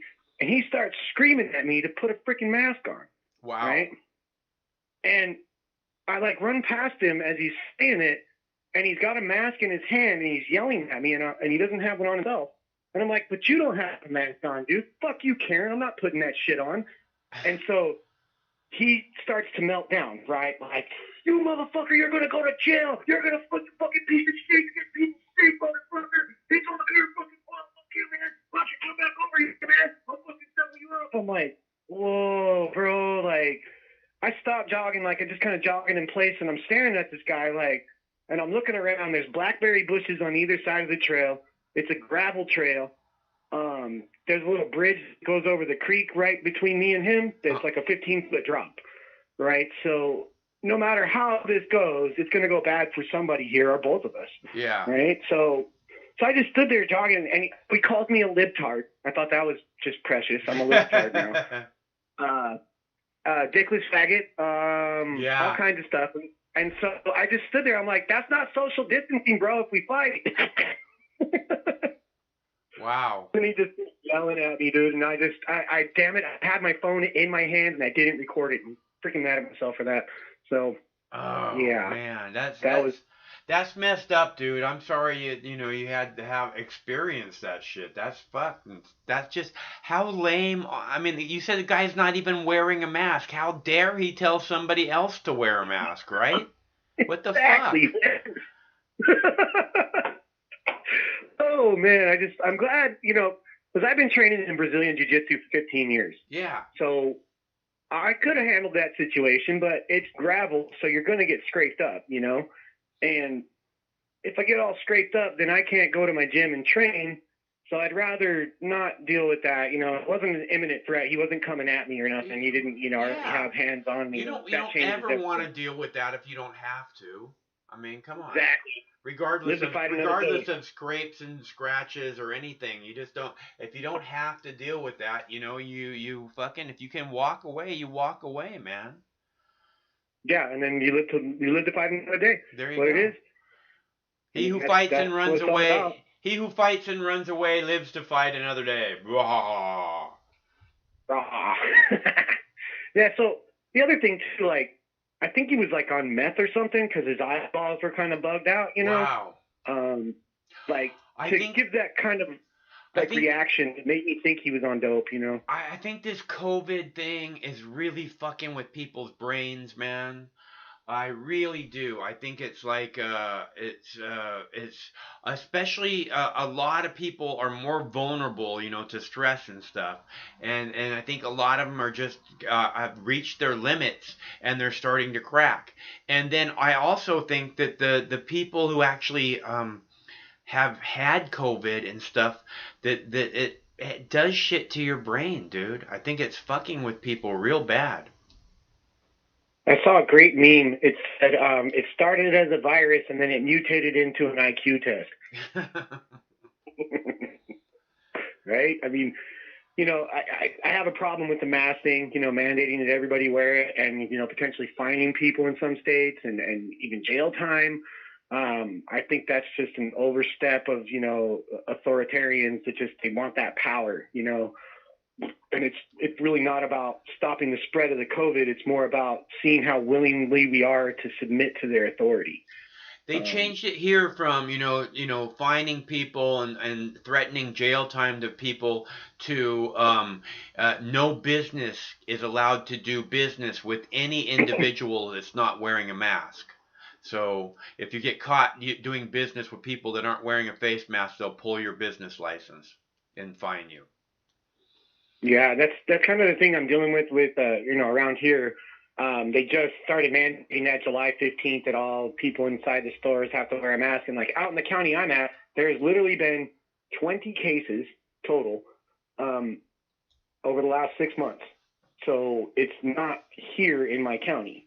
There is a lot of travel in between the counties around, I understand, but the county next to me, even there's 26 cases, and then the county south of me, it's it's over 200 now. I forget the number, but it's it's had their fair share, and I work in that county, so I'm still not that worried though. I mean, we've had a couple people in my work who've come down with it, and they immediately quarantined them, whatever.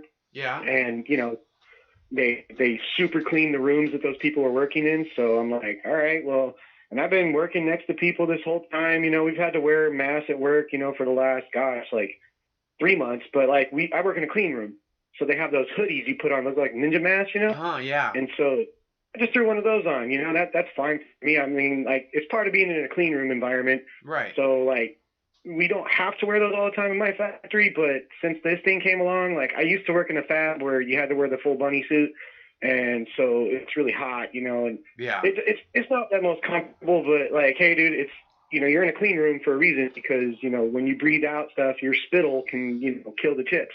So you have to, keep that stuff covered up. And, it's the same kind of thing with the virus. It spreads through the spittle. So that thing just catches the spittle there. And I would change mine out every day because they get gross, bro. If you wear them 3 days in a row. Yeah, no, you can't. I'm telling you, I'm really worried that the masks are going to start making a lot of people sick too. Because yeah. they think that they can just keep wearing them over and over again, and they don't notice how disgusting they are or whatever. But yeah, that's you can't wear them for more. Actually, you should change them a couple times a day if you have to wear them all day long. Yeah, we got these new ones. They're made out of foam actually. Huh. And you don't even really notice that they're on after about 20 minutes or so. It's not too bad, but I got a beard. Not as bushy as yours. You have the most beautiful beard, by the way. Mine's pathetic compared to yours, but it gets all bunched up in there, and it's gross. Yeah, I try and wear one of those paper masks, the throwaway kind, and the thing just floats all over my face because my beard is moving. It doesn't work at all. Yeah, it's pointless when you got a beard too because you got all those entry points on the side because of the hair. Yeah. Right. And I mean. I don't know, man. I got a built-in mask. I just wrap my beard over my face. Nice. Yeah, I just saw the visual. That's funny. Nice.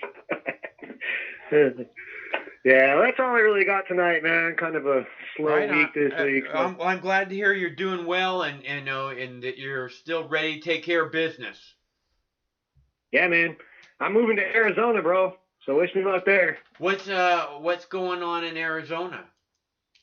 So I got a new job, and so I have a temporary training assignment down there for a few months, and then I come back up here to work in the new factory we're building. Okay, this is crazy. The new computer chips that we're going to be building are going straight to DARPA.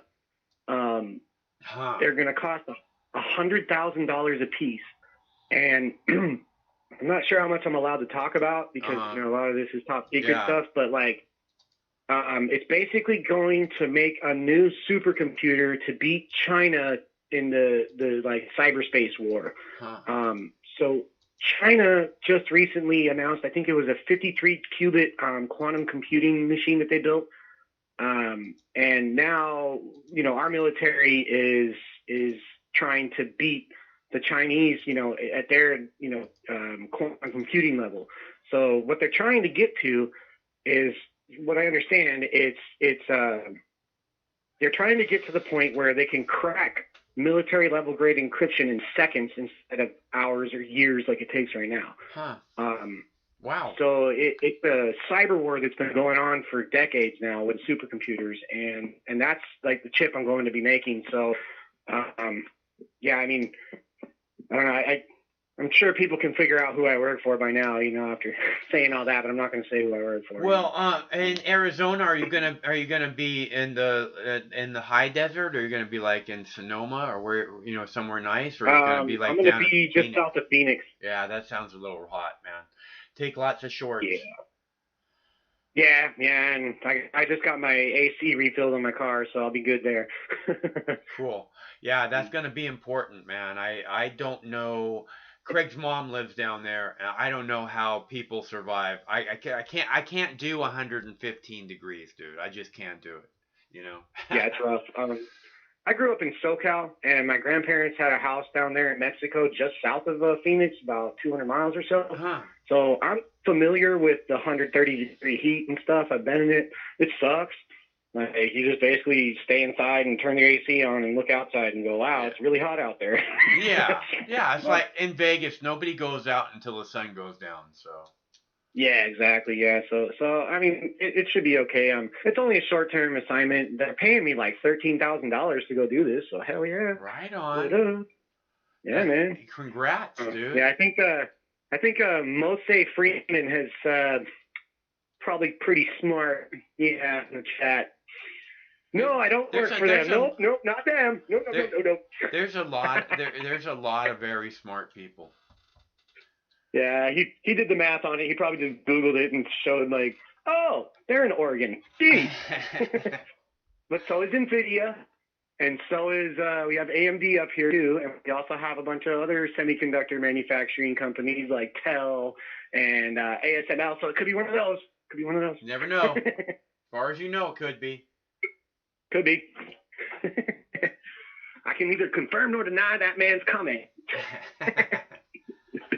Right on, Alex. Yeah, I interviewed one time for this research and development position where it was like you're working on pathfinding projects for like 10 years, 20 years in the future. And I got through the interview and I just like looked across the desk at those guys. I'm like, you're not going to hire me, huh?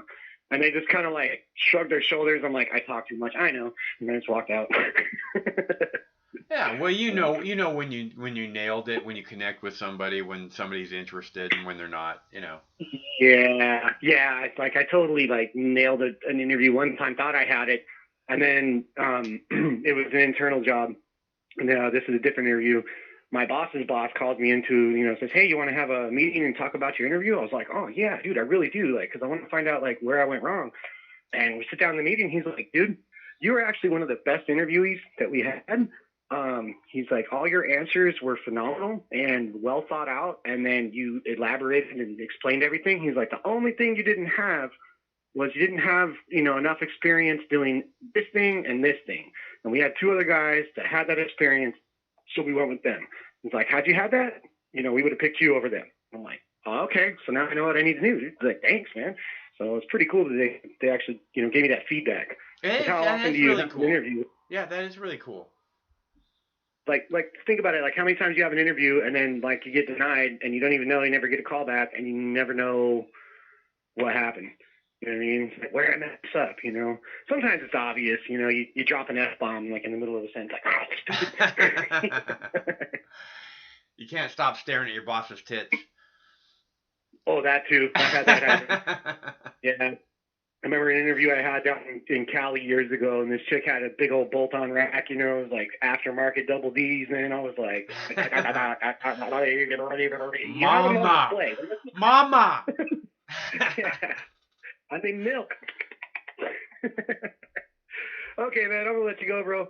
Hey, Alan, it's good to hear from you. I'm glad things are going well. All right, man. Have a good night. All right. Talk to you soon, I hope. All right. Bye. Stay cool in Arizona. Let's see. I still have 2 more videos left. I have a video about salmon-run rivers that they're trying to reflood in Washington State, and one about Louisville hunger strikers. You know, hunger striking because they want the cop that murdered Breonna Taylor fired. So I'm gonna play that video for you. Again, this is a big part of why the people are in the streets. So at first I was a little like, will they even care that we are gonna starve ourselves? Amira Bryant is on her 3rd day without food. I'm feeling good. You know, that willpower, the mind over matter type of deal. You know? She and 3 others are live streaming their hunger strike in Louisville, demanding the firing of the 2 officers involved in Breonna Taylor's death who are still on the force. Breonna Taylor could have been any of us. Taylor was killed in March when 3 Louisville police officers served a no-knock warrant at her apartment in the middle of the night. Taylor's boyfriend was there and says he thought someone was breaking in, so he fired his gun, hitting an officer in the leg. They fired back, striking Taylor at least 8 times. Her boyfriend says Taylor, an EMT, lay there dying for more than 20 minutes without any medical attention. Officer Brett Hankinson, who shot 10 times, was fired, but he's appealing. The 2 other officers have been on administrative duty ever since. It doesn't make sense why they're dragging their feet with this. Bryant and the other hunger strikers plan to go without food for more than a week, or as long as they can. We'll never forget you.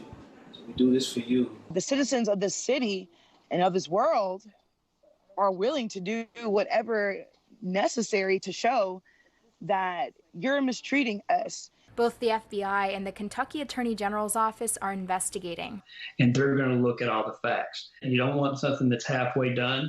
The officers deserve a full investigation. The family of Ms. Taylor deserves a fair investigation. Craig Miller is the former Dallas deputy police chief and now advises departments on officer-involved shootings. And I would just tell people to let the wheels of justice work. He says the decision to fire or charge officers comes down to whether they were following their training. What would a reasonable officer have done when faced with the same set of circumstances? If an officer, and a reasonable officer who is executing a legal warrant was fired upon, they would feel they were in fear for their life. That doesn't justify them using the shooting. The officers were not wearing body cameras. Investigators may also be questioning why they were at Taylor's apartment in the first place. The warrant named a different man who didn't live there. Miller says investigations, especially at the state and federal level, take time. We want truth to be found immediately, but the fact is that there are a number of things, there are a lot of witnesses, a lot of canvassing. When a person loses their life, we want to make sure in the legal process that we bring, if there's going to be charges, that the most appropriate charges are brought and that those charges can be justified. The Louisville Police Department declined Newsy's request for comment, citing ongoing investigations. Meanwhile, protesters want people to continue to say her name. A call to action still circulating on social media, often with a picture of 27-year-old Breonna Taylor. We need to keep it out there that Black women are also being killed too. Now we need to come together as a whole community and say all their names and get justice for everyone. The Louisville police chief was fired last month in connection with a different police-involved shooting. Those officers weren't wearing activated body cameras either. And now a government oversight committee is looking into the handling of these shootings and whether the mayor made mistakes. For Newsy, I'm Austin Landis. All right, so, and Breonna Taylor, and that's why we see the protesters out in Louisville night after night after night. And there is your yellow shirt wall of moms in the front of the protest here in Portland. They are doing their best to protect the protesters from the Gestapo stormtroopers sent in by Homeland Security. What great people, right? What amazing people. I love Portland. Oh, okay, so I am really beat, man. We did 7 hours last night, and then I couldn't sleep. I don't know, maybe I got too worked up on the show. It was a pretty big freak show last night. But I have one more video for you. There is so many. You see all the people in Portland? Oh my God. That is just, oh my God.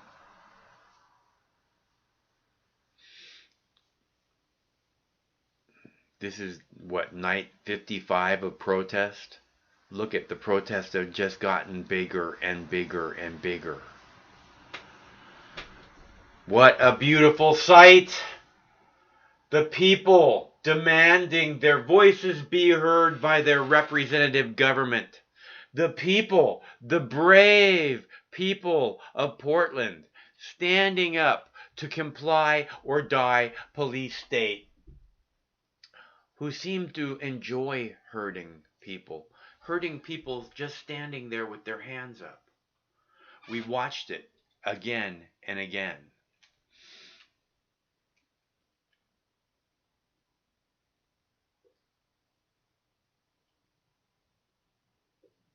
But I think it's a beautiful thing. I will tell you that. Not the people being hurt, but the people standing up.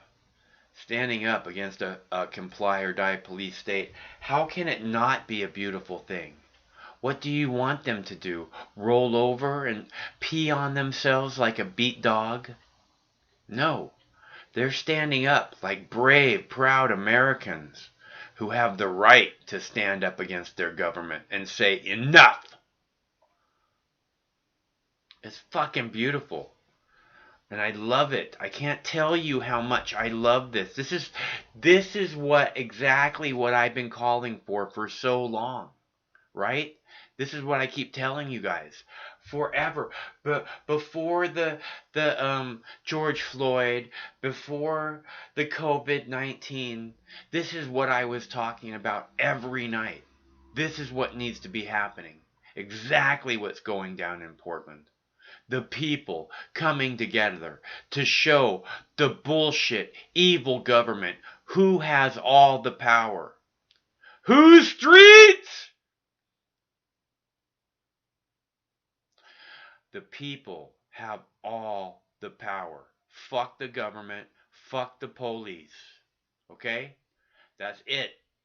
Recognize, and then we can move forward. Recognize who has all the power, Trump, because it ain't you, little man.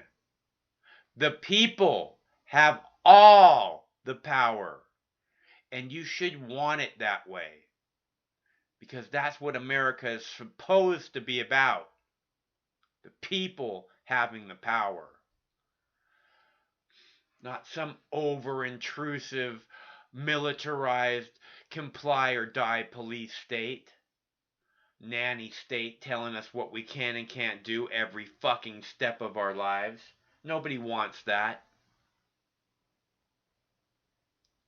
I guess Republicans do. People who support Trump, I guess they want that.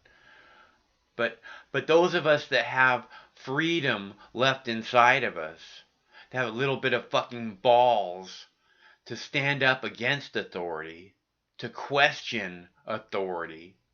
What about the oath that you took? That's what that Navy guy was doing. He was questioning them. He said, what about the oath that you took, the Constitution? With his hands in the air, Navy veteran, beat on the elbow, on the fucking wrist, on the hand, on the knees.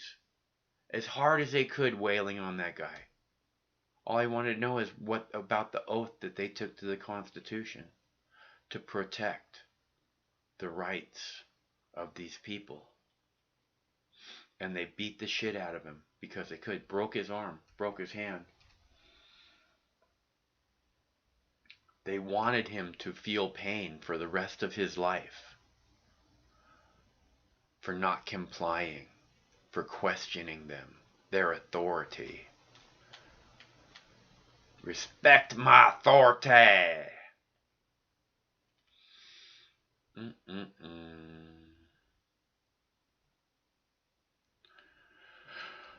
Alrighty, you guys. I am gonna play another video. I have one more video for you about, what is that video about? Oh, it's about trying to reflood salmon-run rivers in order to save the dwindling Puget Sound orca population, which is way too little, way too late. But I thought it was a good story, and I thought it was good about the way they ask, you know, what does it say about us that these incredible animals are dying on our watch, you know? A very, very important question, in my opinion. Now to a very different movement, a push to tear down old dams. Decades ago, workers celebrated conquering nature, taming wild rivers. But now that's changed, especially as salmon runs dwindle and everything from tourism to orcas are affected. KIRO 7's Matt Smith shows us. That blast, one of several that will eventually take this dam down. Amazing, and it should be celebrated. Speaking with me via Zoom, April McEwen, a river restoration manager, explains that the Nooksack Dam wasn't just aging, it was harmful. Just because a dam was built in the 1950s or 1920s to provide water supply or hydroelectricity, is there another way to do it? Absolutely. We just have to re-envision, we have to create that vision, and we have to commit to figuring it out. McEwen's team found a way to reroute drinking water to Bellingham without the dam, allowing not only the dam removal, but freeing up 16 miles of spawning ground to salmon at a time the clock feels like it's running out. That same clock is ticking here near Granite Falls. The Pilchuck Dam, well, this summer it will be removed piece by piece. Decades ago, this was a modern marvel. Now, 2 years removed from the last time it delivered water to the city of Snohomish, it's essentially a concrete barrier to the salmon that give life to so much of the Pacific Northwest. If we were to lose our fish, we lose our identity. Archie Cantrell is no dam expert, but as a fisherman, he knows something needs to happen fast. Cantrell spent years working in the Puyallup tribe's fisheries. He grew up on stories of salmon so plentiful here, many joked you could cross the Puyallup River on their backs. It's not even close. Yeah, and in my life personally, you know, my dad would tell me stories about how often they used to be able to fish. And even just in one generation, the numbers are trending downward. This year, the Puyallup garners even more attention. It landed among American River's top 5 most endangered rivers nationally. Their focus? The Electron Dam. Built 100+ years ago, it won't be part of our state's so-called dam diet. Groups are calling for overhauling its conservation plans to stop fish kills. This while the state has been reviewing hatchery plans this year, an artificial attempt to bring back what once was so abundant here. Adding to the concern, the resident orca's unprecedented July arrival, a full month later than usual. We don't know what caused the delay, but at a time many question what could happen next. Every step, even those far down the food chain, seems to matter. Seeing the fish population numbers dwindling, seeing our tribes suffer, you know, their cultural, who they are, literally just disintegrate with the fish dying, and the orcas, you know, disappearing. What does that actually say about what's happening to us? A question some hope to answer by changing just which way this story is heading. Matthew Smith, KIRO 7 News. Still to come. Okay, so the yellow shirt Portland moms are now, this is the federal building. In the center picture there, what you see is the federal building, and this is where Portland goes to war with the feds every night. The Gestapo stormtroopers, the Homeland Security Gestapo stormtroopers, and the yellow shirts are the Portland moms that are defending the protesters. So they have apparently lined themselves up along the fence that they're using, that they've put in place to surround the federal building. So we'll watch this for a few more minutes, see what's going on here. But I am running out of steam. I will keep an eye on it in the background. If we decide to call it a night here, I will keep this recording and to make sure that if something happens, we got it on video so that you can see what happened.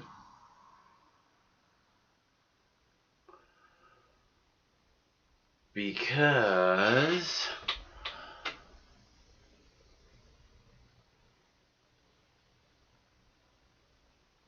like I said, we did 7 hours last night. We went until 2 a.m. last night, so it was quite a late evening.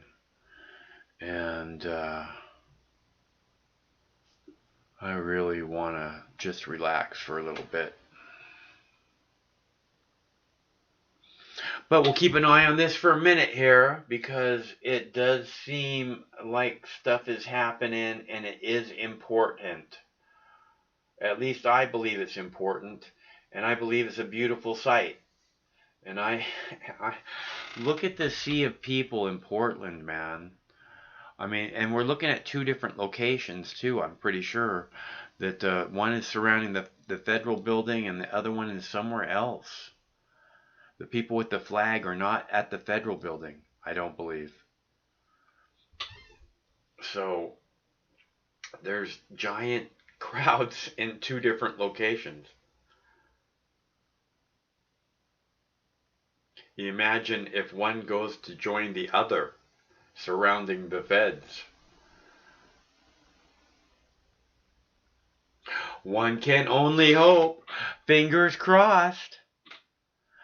Alright, so I am gonna call it a night. We do this every Monday through Friday at 7 p.m. Pacific time, which means we will be back tomorrow night, same Mox time, same Mox channel. If anything goes on in Portland, I will record it and let you know right away. You know, if they bring out the LRAD machines and they drop 1,000 protesters in 1 second, I will make sure that you see that video. I promise. Because the whole world is watching, and we want to make sure that Mox News is part of that. But until then, we'll be back tomorrow. Same Mox time, same Mox channel, which be 7 p.m. Pacific time. Until then, stay cool, because one of these days, this war is going to end.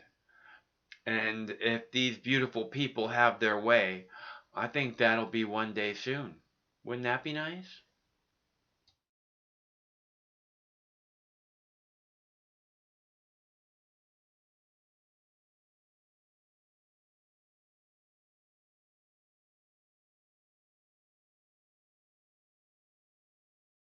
No matter which mouth you feed on a two-headed snake, it still shits the same turd.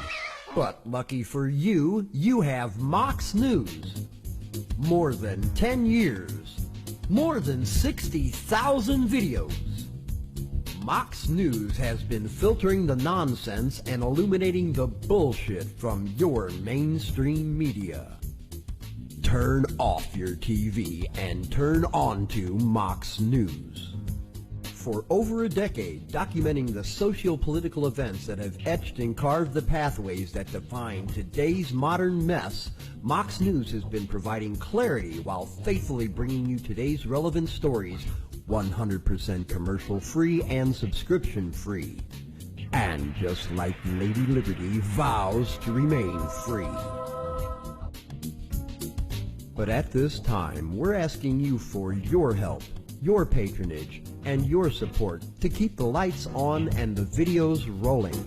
For less than 17 cents per day, you can become a basic subscriber, knowing that your donation is truly making a difference that will help continue bringing the news stories that make a difference in your life. Turn on, tune in, and drop a couple dimes today by clicking the link below or visiting moxnews.com and show your support at any level. From a single one-time donation or dedicated monthly subscriber, do it now in less than 2 minutes. All donations are safe, securely processed, and verified using PayPal, Visa, MasterCard, American Express, or Discover Card. As always, we're sure you'll find something of interest each and every day. This holiday season, give the gift of Mox. moxnews.com.